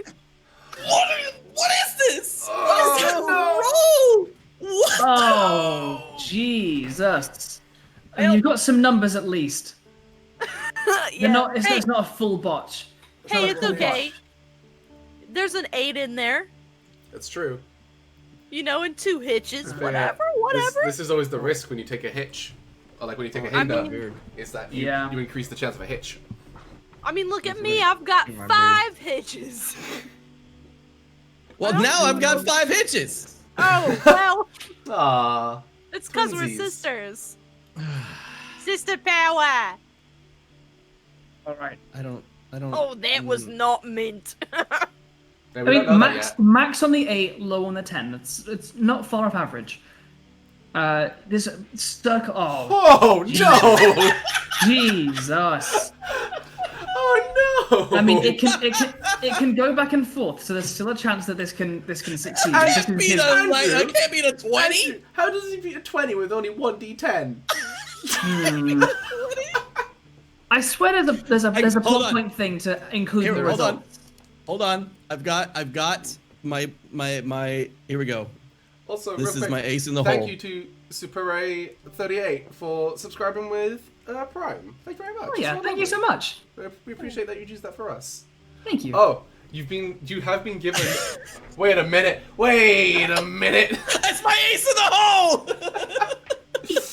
Oh my god, this whole time we could have been rolling up with these. Now, No. usually we do have a rule on the show that you can't I'm fucking do it kidding, as a dude. player. What if But I was spend kidding, one? dude. But Um, it is What a if- guest. Okay, so No, you can we've spend been here a forever. so you I can have one too. you can spend a plot point to include more results in your total out of those that you rolled. So you could, in that roll, you hindered yourself and got a bunch of hitches. So if you rolled the same number of dice, you could spend a plot point, and Baz could donate a plot point, and you could include more and more dice in your total. So you could absolutely beat that. It's true. For you. Okay. Well, You can also. let's- There is an option that you can choose to stand down, and basically you don't contest it. You take that stress, but you then gain a plot but you point get a as lot well. of stress. Yes. And But you get a Egg- plot point. Yeah. Isn't for Egg accepting defeat already in that on moment. like pretty high stress? For anger, In a couple yes. things, yeah. Okay, so I roll against this. What's he doing? So I know what to roll. How to roll against it. As you he's like on the ground, he's like, "You're not gonna take this from me, not now!" And as he begins pushing himself back up, he grasps into a pouch as the light begins to billow up and around him. Then he crunches something, and black smoke and purple, like crackling sparks and lightning begin building up around him. And you notice as you're casting the spell, small purple sparks are beginning to appear near you. He's doing something magical to intervene with your spellcasting. Can I just do a Harry Potter and like stare even harder and try to like amplify the light? Absolutely, you can. Oh my god. You can go for a full my magic's more powerful than yours. The longer you outstretch your arm, the more powerful the magic is. We all know this. This is dark versus light right here, right now. Monday. All right. Here on WrestleMania. I live. Okay, I can actually use glory this time. Yeah, I live to see the day that I may overcome a worthy foe. Completely 100%. exactly what this is. All right. That gives me the second D10 that I was ever so really needing. Oh my god, yes. Let's see. So that hot-headed sun mage. Such a high roll. Yes. Come on, you can do it. I believe in you. You got this. Sun magic. You've got this. And then sun magic spell. Okay. And then what am I adding with the thing to my total? Do I add one? Do I do one of these? Do I put a PP in there to add to my total? So wait to see your total first. Roll to see all your things. And essentially you can. So rather than just choosing add one two, of the dice that were already rolled into it. Yeah, exactly. Also, Got it. real Okay, quick, here we go. thank you to an anonymous cheerer for cheering 550 bits. That's so wonderful. Oh, yeah, thank you so much. We appreciate Very all your awesome. support. It's amazing. Thank you so You much. may be anonymous, but we love you regardless, whoever you are. Here we go. This is it. Alright, You can do it. come on. You've got this, Iggy.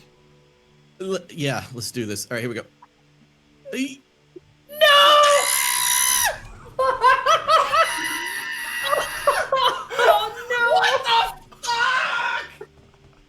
It's really funny though. Iggy, no! If someone wants to clip that in the chat, I think this is the good time. That's so many! I don't deserve this. I don't deserve it. What did you do? What did you do?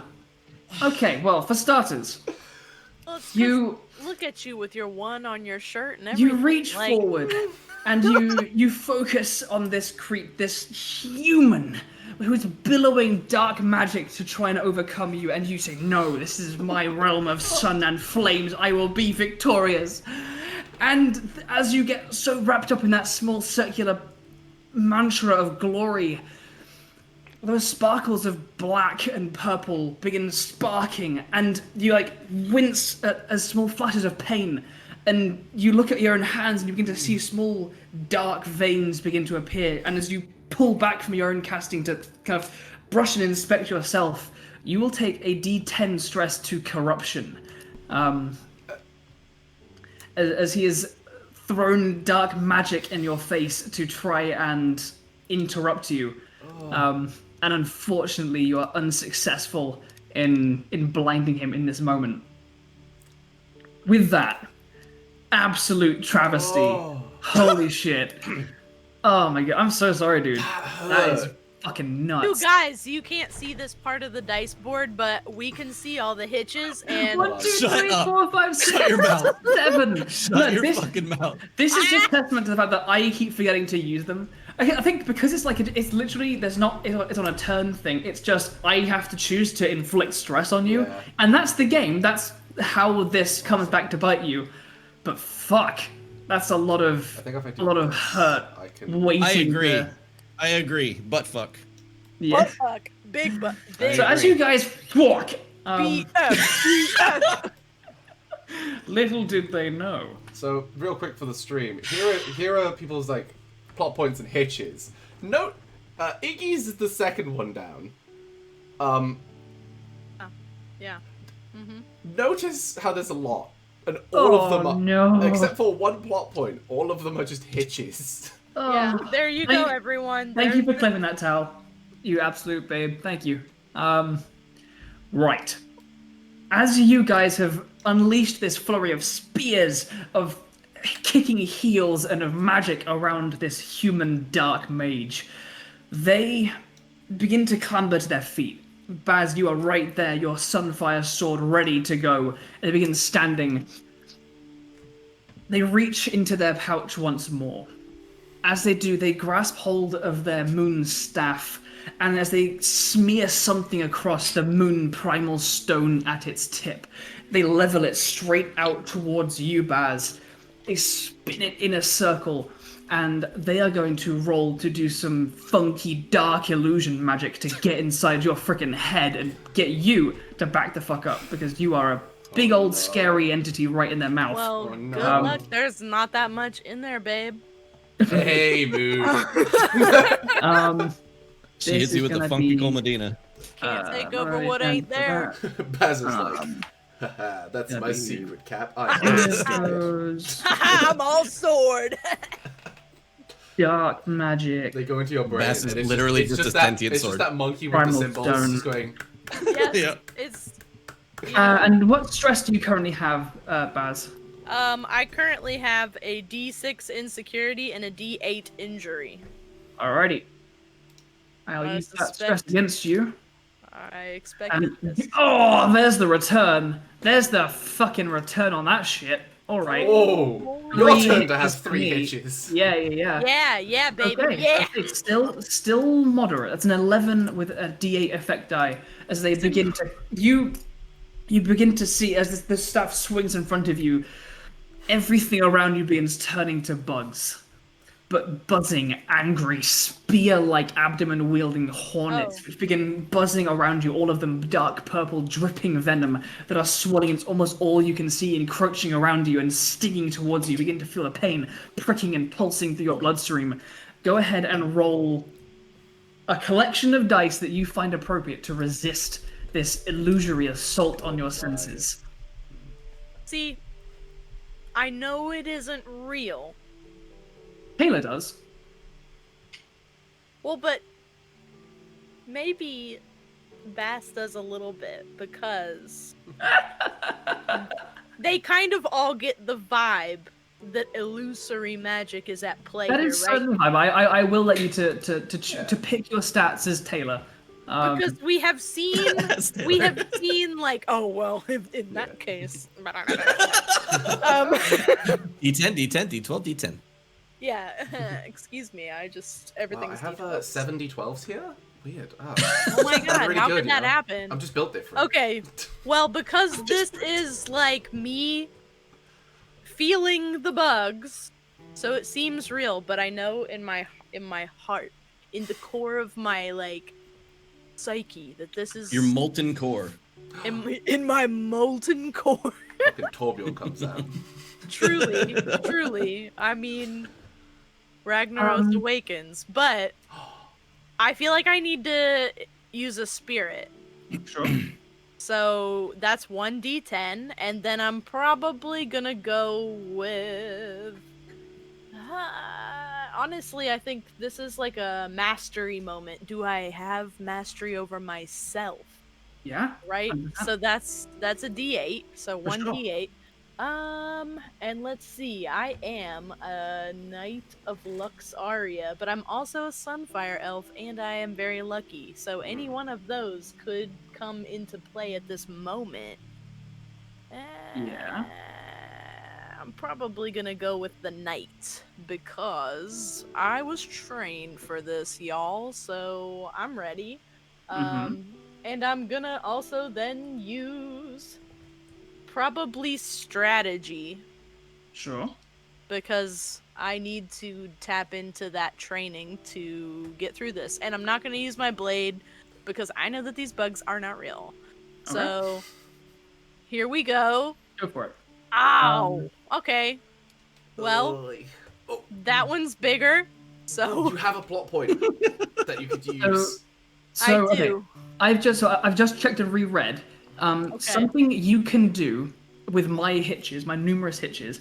You can spend a plot point Okay. to use one of my hitches to either step down one of my dice, so that I would like knock one of the d10s down to a d8 and I'd roll that as a d8, or to step up one of your own. So you could increase that d10 to a d12 or one of the d8s to another d10.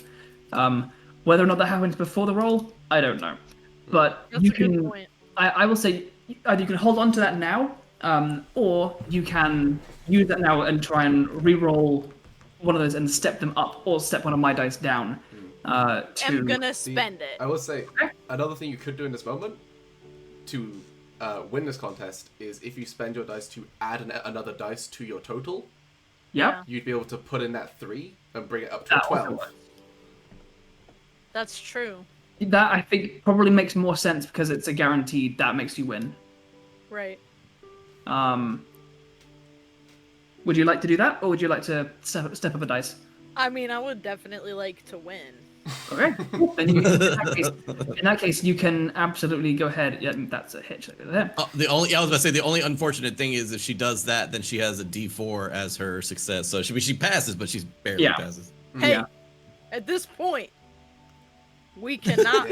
Yeah, you'll take it. I'm here. I'm here for it. In which case, as you like this flurry of wasp-like illusions barrage you, you tap into yourself, control over your mind and body and spirit, and you feel the stinging pain. You feel it inside, and I'm actually going to activate one of your hitches and give you a plot point in return to step up your. Let's go for either. I'm thinking either afraid or corrupted. Let's go for corrupted. I like that. Yeah, so take a d6 in corrupted, and I'll take away one of your hitches and give you a plot point back. But you succeed in a moment, and they begin to flitter out as the illusion fades. As you succeed against this illusory assault.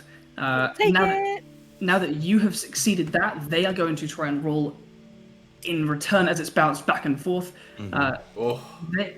Now seeing that this illusion's not working, and as you resist, they're going to try and take advantage of you being absent-minded and trying to close your eyes and fending off this illusion to just smack you in the damn head with their fucking staff. So they're going to go for a proper bonk. I'm wearing a gold and brown. They're going to go for a nice exposed bonk. This is... I think at this point it feels more like liberty than devotion to his task, because he is now feeling a little bit cornered. This is not moon nor dark magic, but he is technically using his moon primal stone, even if it is as a bludgeoning instrument. That's one way of saying he's using it. And you still have d6 stresses, so he's gonna roll and roll. Wait, hold on. 16. You rolled a 9, a 12. Okay, so that succeeds against your. Oh boy. Fucking hell, that roll. There's another hitch there, though. There's another hitch, and it means that Taylor, you can. He's going to step up that effect die. Can roll in return, but this is now against a physical assault. So go ahead and roll what you think is appropriate for withstanding a physical bonk to the head. I guess. I don't know why I've been rolling An crazy amazing today. roll. Yeah, well, you know what? That's okay because I am gonna use a D8 strong. I'm real strong. Drunk, yeah. D8 strong, and I'm gonna probably also go back in. I'm gonna go. You know what? I'm gonna use. Is it evening time? It's justice time because It's Thursday. I've been wrong. I'm being hit by a criminal. Wait a minute. You're a criminal. You are a real criminal, purple man, and that's justice time. And again, Knight of Lux Aria, so that's 2d8. Don't forget you have heat being as well. I know, but I'm not angry enough.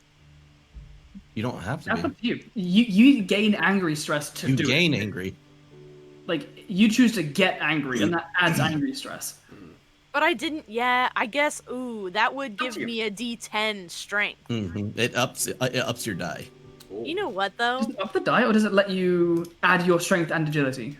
It's a step up on both your agility and strength. Yeah, and I'm using strength, so that strength could be a D10. and so let's do it. Go for it. So All right. whatever, I'll eat that angry pain. That's fine. Do it. And you know what else? I'm What gonna else? stab him. So let's pull in sword play. Go for it.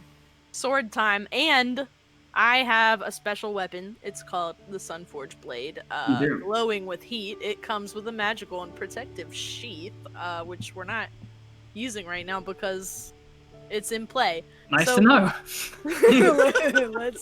But it's there, and it's Fucking really smack great. him with and the it's- sheath. It's a very pretty sheet. It's A gonna plus help one for us. lore knowledge.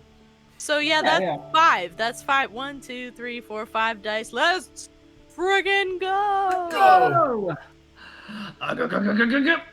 I'll take it. I'll take it. You know Okay, what? okay, We might be okay. Let's delete these old boys. You Bye. can once again use a plot point to include another one of those 5s and get yourself to a 15. At Yep. most, you could match. Yeah. Okay. Well. Bye. Unless.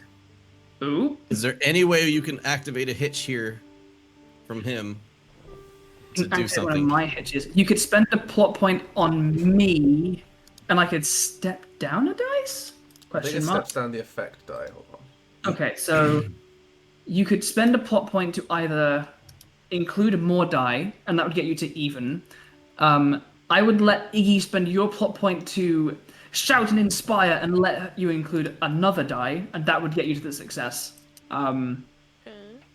Or, alternatively, and I'll let you choose this whether you want it or not, you can activate one of my hitches. You will gain... what is it? Activate one of your own hitches. You will take a bit of stress from that, but you will get another plot point, and so you can include another die. You know what? Let's do it. I'm already stressed in 4 Alright. categories. What's one more? Yeah, fuck Alrighty. it. Do it. In that You know, case, Let's friggin' go. are you going to use one of your hitches? You're going to use both of your plot points, and in that case, you can use 4 die as your total. Oh. Oh my god, wait, so I roll 4 more? No, as in, No. You can add from 4 the together. pool, you can. Oh, okay. Alright. Jesus. Oh. Well. It will mean you only have your 1, so you're nothing for your effect die, but you will still succeed this challenge and deal stress to Oh. him. Man. God Where- bless. I guess technically this dude could roll again, or they could just choose to take the hit. And if Baz uses both those plot points and uses the 3 5s and the 3, then they'll succeed against this check. And because Taylor is now doing the active stab and return, that will be them succeeding end of. Because that is a 1 on the effect die, that goes away as a hitch, and it's effectively a D4. So I think it's just like a D4, like a poke of stress. But Yep. this, I think, is an interesting point too. Get rid of that, because you spent that stuff. So, as you lunge forward with the blade, you can see these wasps beginning to fade, and as they fade, you see him swinging towards you with this moon staff. You immediately block it and dodge, and go for a riposte and drive your blade towards him. He drops his own staff, and you can see black and purple billowing cloud push and stop and slow the blade, and it doesn't quite hit him. But you can see as he's channeling that energy, that purple dark magic, the veins and cracks along his arms begin to deepen and darken, and they'll up. And because, and effectively, as a Delbaran human, he can use a plot point to divert exhausted or injury stress to a different type. And so I'm going to spend a plot point and divert that to corrupted stress, and that will step his corrupted up to a D8. Ooh. Sills, now's your chance, Sill. Yeah. Indeed. So that was his turn, and I'm gonna bring that back around to you, Syl. Your spear is off in the mud to one side. You've been knocked back a little bit, but it is. What would you like to do? Syl is going to run across to roughly where their spear is, sort of slide down the mud if they need to a bit, Sure. Easy enough. make it over to there, grab the spear, and in one swift motion, just sort of go, alright, this time, I just fucking throw that shit again. Hopefully while it's distracted. Can't use the goddamn fucking dark magic this time. You can add. Don't forget. You can add another D8 to your overall pool as he has a D8 stress. Be another D8. So that'll be a D10 for strength. I think a D8 for glory again because of the fight. Sure. I'm gonna go D8 for never back down. D8 for spear fighting, and a D8 for using the spear. Perfect. And there's another D8 because of the stress that they have. Do you currently have any stress? I do. I have a D8 in injured and a D6 in insecure. Cool. All right. I will. So that's a involve D10. that. D10 and 5D8. All right. Oh. Okay. All right. Let's have a roll with not a single one. Here we go. No ones. No hitches. Not a single one. Not a single one. About to smack it on in. Come on! No! Why? But The no, odds! you've got three D8s above average right there. So Yes. you've Yeah. It's just the Give me an hitches. eight, It's just we get so many 5. hitches. And I'm going to put that into the effect die. Holy crap, So it comes to though. 13 in total. Alrighty. So Throw the goddamn spear for a second time. It's not bad. Not bad. Not bad. You yeet the spear straight towards your target. He's backing up, pushed away from Baz. They're now locked in this melee. Your spear flies. God, what the fucking goddamn. Well. If I could roll this well in any other game, Our main campaign would be over. it'd all be dead. So that is a 15 in comparison to your 12 with the same effect die. So he manages to successfully only just. You find as you're mid-throw, that slight twinge of where your arm was struck by that falling tree from the mudslide twinges, and you pull back ever so slightly as you loose it. It manages to slide, and it goes, and it sinks a good foot into the mud, about a foot left of this human mage. He backs up, is like, fucking shit, Christ, fuck, getting very angry and frustrated, but he has dodged. In response to that, what's he gonna do? What's he gonna do? He's going to, I don't know. Because he doesn't really want to risk pushing his corrupted too much further. I don't even want this thing. Can we just leave? He's going to try and cast a spell. One of my things is literally never back down. Like, Syl's going at this until they're fucking dead. Yeah. He's getting there, you hurt him. Mine is privately, I'm preoccupied with my greater purpose. Bye. He is going to try and move and vanish. So he's going to cast some magic spell nonsense. But with you guys there, he's going to limit what he's trying to do with that. So So this is technically in contest to what I have currently done right now, yeah? Yes. So you've thrown the spear, and this was like him, like he steps to one side, and as part of like dodging that, he's going to try and obscure himself with an illusion to try and not be as easy a target. Okay. So still needs to So I make a guess roll I against can the- roll 15. against that? I tried to beat If 15.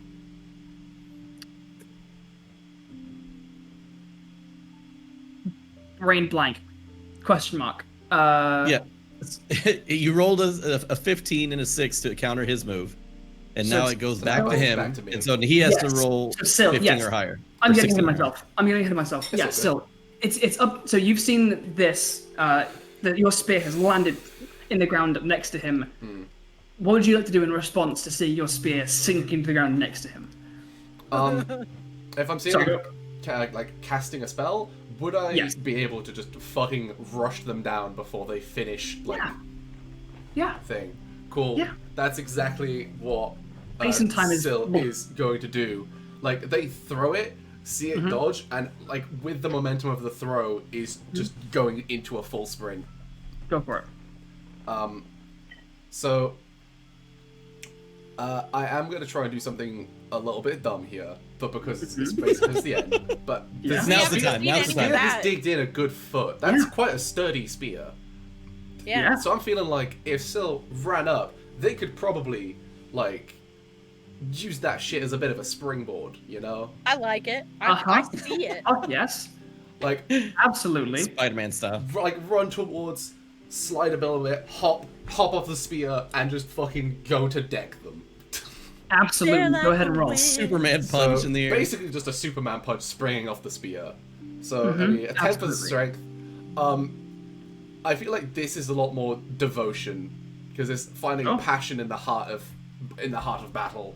It I definitely think, is. Like- I think this is how this works. If you'd like, Mhm. I can give you a plot point and take one of your hitches, give you a plot point which you can use to step up one of your die and increase its dice size. So you could have a chance of getting a much bigger effect die if you'd like to go for big hit days. But I'll it will do that. involve me If you want stepping up. So to go Hey. from a 10 to a If 12. you want to activate a hitch, hell yeah, I'll take a D12. Go for it already. Well, I Uh, think it's the player's choice to activate the hitch whenever we want. Oh, that's I an can- option you have. Would you like to do that? In that case, I'm going to do that. Yeah. Thumbs up. Alrighty, go ahead. You Activate can level up one of your dice a degree, and fingers crossed it's not a 1. Okay. So it's going to be a D12, a D10, Yeah. never back down, so still a D8. I probably can't add spear fighting to this. Would I be able I think you can. add I my think this is a spear training as an move. asset? Yeah, definitely is an asset.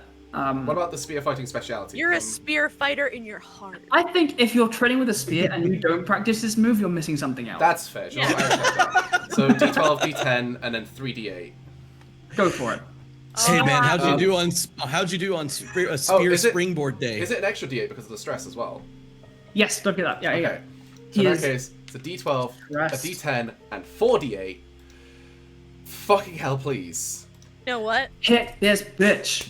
I can There is feel it. one hitch in there. Feel what it. I'm talking There we about. go. There is one I hitch can in there. feel it So coming in the air tonight. That don't matter because we Fuck that got one. So I'm gonna need to use this 9 for Yes. You sure. are. Yeah. Yeah. Kind of. Yeah. I'm gonna use this 7 by here. Instead. Hold I'm gonna on, make the hold on. effect Hold on. die. Oh, You can go with 15 and beat his die and put the 12 over there. You have a 16 that you can get, right? Am I doing my math wrong? I don't I'm believe doing my this is math wrong. currently a 16, the 9 and the 7. Okay, yeah. I'm doing my math wrong. Sorry. So That's you- why I'm you using the 8 get for the effect level. die. But your effect die is still a D10, which is a D10. big fucking deal. In that case, yeah. It rebounds you, back to you. You launched a spear. It can choose to No, not it's, fight it's, it. it's when the actor. He could choose not to fight it. No, it's when the actor succeeds, right? So the way it works is basically you keep bouncing back and forth until someone fails the roll. Right. Okay. So he's gonna. But- Cool. They can also, you can choose to not contest the roll and just take the loss, and you get a plot point if you choose to do that.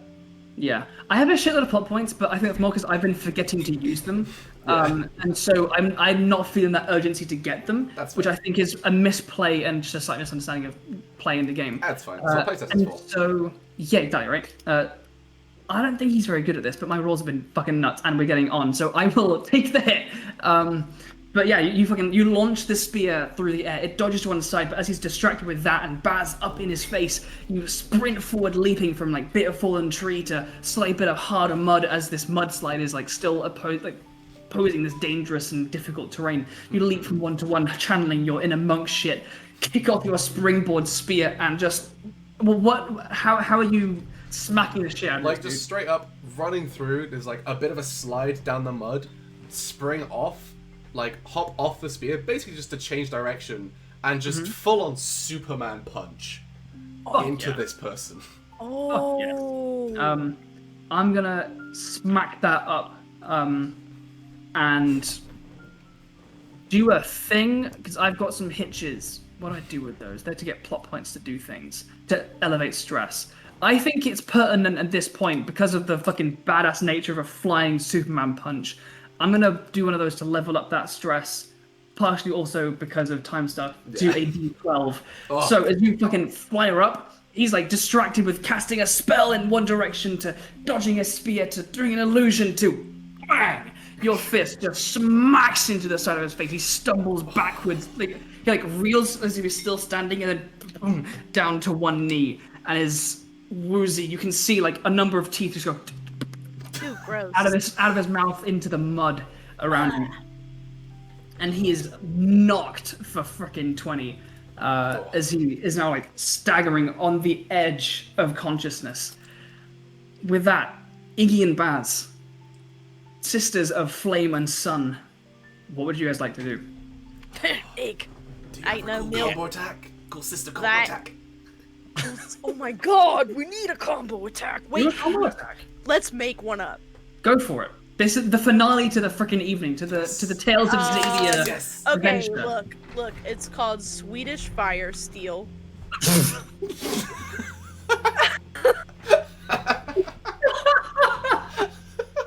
What is And the it Swedish? includes- and it includes me holding my blade out so that Iggy can get off of it and create a bunch of sparks when she's heat being, and then she's the steel, and then she looses off a fireball or whatever it is when we do it, and then What is happening? I don't know, but it sounds cool. Hold on. First off, how about this? I'll send in the fireball, and you just do whatever the fuck you want with it, with your sword and everything like that. all right, the fireball Okay. hits the sword, Okay. and there's an igniting moment, Yeah. so it can still be fire steel. Okay. Sure.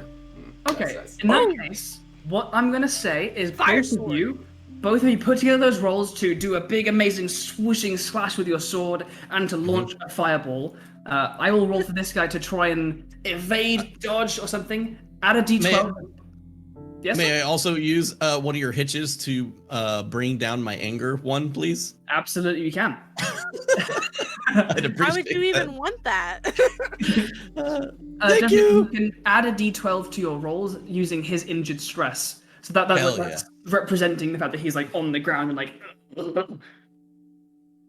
Intelligence. All right. We are going what's he gonna for roll to survive this? glory. Okay. We are a sunfire elf. Or hot-headed sun mage. We'll do hot-headed sun mage. I like that better. I'm not gonna Sun- hinder to step anything down because Magic. at this point I'm let's bust it up. Let's buckle This is up. one of the highest rolls I've ever rolled. I swear to all that is. If I get one. I almost don't want to Alright. look. I'm worried. 3d8, 2d10, 1d12. Oh man, okay. Okay. Yeah. Okay. Wait, Yours is not bad. Yours there is is not bad. there is no D12 there. Where's your There is d12? no d12 there. You need to roll against his injury. With And, a yeah, D12 no, there. Throw another 12 on the pile. Roll an extra D12. Right. Cool. Incoming 12. Calling it. Well, I can't see it. What is Seven! it? Do you know what? That's Okay, close to seven's 12. good. Seven's good. Okay. You know what? Yeah. Oh, it's a 15. Yeah. 10 effect. Okay, so 15's pretty good. 15's pretty good. Yeah. All right. Bitch! Wait, how many of Alright. these do I get to keep? Two is the total, one is the effect die. So probably you went on that D10 3 as your I wanted effect die. to check and make sure that Yeah. cool thing that happened last time wasn't gonna maybe happen again. That's if you have plot points to spend, that's a one of those. We blew all of our little peepees on. I think the thing that we've been missing is me using plot points and you guys optionally choosing to spend your hitches to gain stress and get plot points. I think that's the bit that we've kind of missed the most. Yeah. But Okay. it's have to say that's learning new systems. There you go. New system. So I'm Get gonna your go blue with boys out of the way. I know, I've got too many. Hold on. yeah. Come away, come away, come away. Yep. Alright. Alright. And Iggy, go ahead and make your fireball roll. Jeez. Jesus Christ, this roller. What is Still got a happening? 13 at least. Yeah, 13's And pretty you solid. And you can use a D12 effect die. Oh. And you got the D12 effect die. Now, what I'm gonna say, because this is badass sibling synchronous fireball, it streaks through the air. As you leap in the air and the fireball gathers into your blade and you can see it goes white hot sparks go off the side of it as it swings down towards this human mage, this dark mage who's been sacrificing life to cast illusions and blasts of death across this beautiful landscape. And it streaks down towards him. And I roll! And the way I'm gonna interpret your big old combo move is your totals are gonna get added together. So your total is is going to be a 15, 20, 28. He rolls a 15, so you are 10 above. So the D12 and the D10 go shoot up to 1,000 effect die. Oh my god! Oh my god! I get an additional D6 just for the reference of rolls. And additional D6s, but it's a 1 to get fucked. No, it's You know what? It's a You 1! know what? It is a 1! Dice roller hates Dan confirmed. Not roll 1. That is God, I so hate Dan so fucking- much. I'm just saying, you should have called yourself Nat 20 Fun, and I feel like you would have had a better time. That's, you know what? That's probably it. Cursed shirt. This is pretty bad, but you know what? Before I even touch this guy, I'm just gonna slice a rock in half in front of him. Yeah. And what's gonna happen is that it's going to be so hot that the rock becomes magma, but it cauterizes as it goes. So it becomes molten and hardens immediately. Mm-hmm. And that's gonna be this guy. Are you just turning this boy into just charred muscle and skin? Yeah. Hell But yeah. he knows now. Oh yeah, he sees it Now coming. he knows. Now he knows. Like James Bond laser coming for him. He sees the damage it can do. He reels back in terror as nothing but absolute fear Psychic from his eyes. terror! Psychic terror, and then it carves through him, and there is a horrible And then the smell of hamburgers on a grill. the smell of a terrible barbecue. There's no bleeding. It just cauterizes as it goes, as your blade, charged with flame from your sister's magic, ends this dark mage. Oh. And She does the anime slash where she leaves the line in the body for 2 or 3 seconds, and then Ooh, so fucking sexy. and with a crumbled sizzle, this human dark mage crumbles before you. Gross. Yeah, it's not great. Yeah. And He hears us be gross before he dies. oh yeah. The last thing he top hears. half is just slides away from the bottom half, Gross. and he's "Oh, that's just me," and passes out into oblivion. And You with manage that- to carry this Kinvra back up to its home, to the elves that have begun bandaging their wounds, and as you arrive with the Kinvra, they get rid of those bindings that have been cast around it. As you get close now, they are steel serpents that have wrapped around. They weren't earthen roots that you saw earlier. The illusion faded. You see them with those winded serpent chains. But those are dispelled and pulled away and returned to its environment and protected. You, the 3 of you, brought here by deception, but by virtue of your decisions and action, you have saved this creature from being kidnapped and used for whatever nefarious purpose this human dark mage may have had. And though you may depart, somewhat bittersweet over your part in the story, it lives to see another day, and this mage will not be hunting it down ever again. Fucking hope not. And that is where we will end our Tales of Xadia adventure. God damn. very cool. Very cool. Guys, we almost bit it! Nah, 30 we're fine. times! We're fine. I was on the edge for a good hour and a half. I was That was- literally dying. Thank you, Tal. We do Oh, need to that hydrate was- after that. Yes. Absolutely. Thank you, Cal. I took you for my Ah. Well, with that, as Oh. my brain is still rattling around inside my head. Thank you, Dan. Thank you, Taylor. Thank you, Jordan, for both playing and producing my wonderful friend Jordan, and Dan and Taylor for coming and being on Chasing Tales. It's been fantastic to have you. You guys are so much fun to play with. Damn. And thank you, Cortex and Fandom, for making a cool RPG out of an amazing Netflix series. thank you to Kinvra Merchant for supporting us throughout our streaming career. Go check them out for custom-made dice bags, leather, vegan leather, TTRPG accessories, and things. You can find them at thecognitivemerchant.co.uk. Look at that thing; they're lovely. Cute. Yeah, it's late and I'm hungry, so we're gonna wrap this up nice and brief. Thank you so much, everyone that has come and supported us and watched this evening. Thanks everyone that has cheered bits, that has followed, that has subscribed, that has raided. Thank you everyone so much. And amazing fun playing this game, seeing you guys and sharing it with you. But maybe we'll see more Tales of Xadia here on Tasting Tales in the future. But for now, I'm gonna go have dinner. Who knows? And I wish everyone at home a wonderful evening and a wonderful start to your week. Thank you, Dan and Taylor, again for joining us. With that, Don't burn yourselves. and with that, you fuck. Good night. Fuck. Someone please That was do that.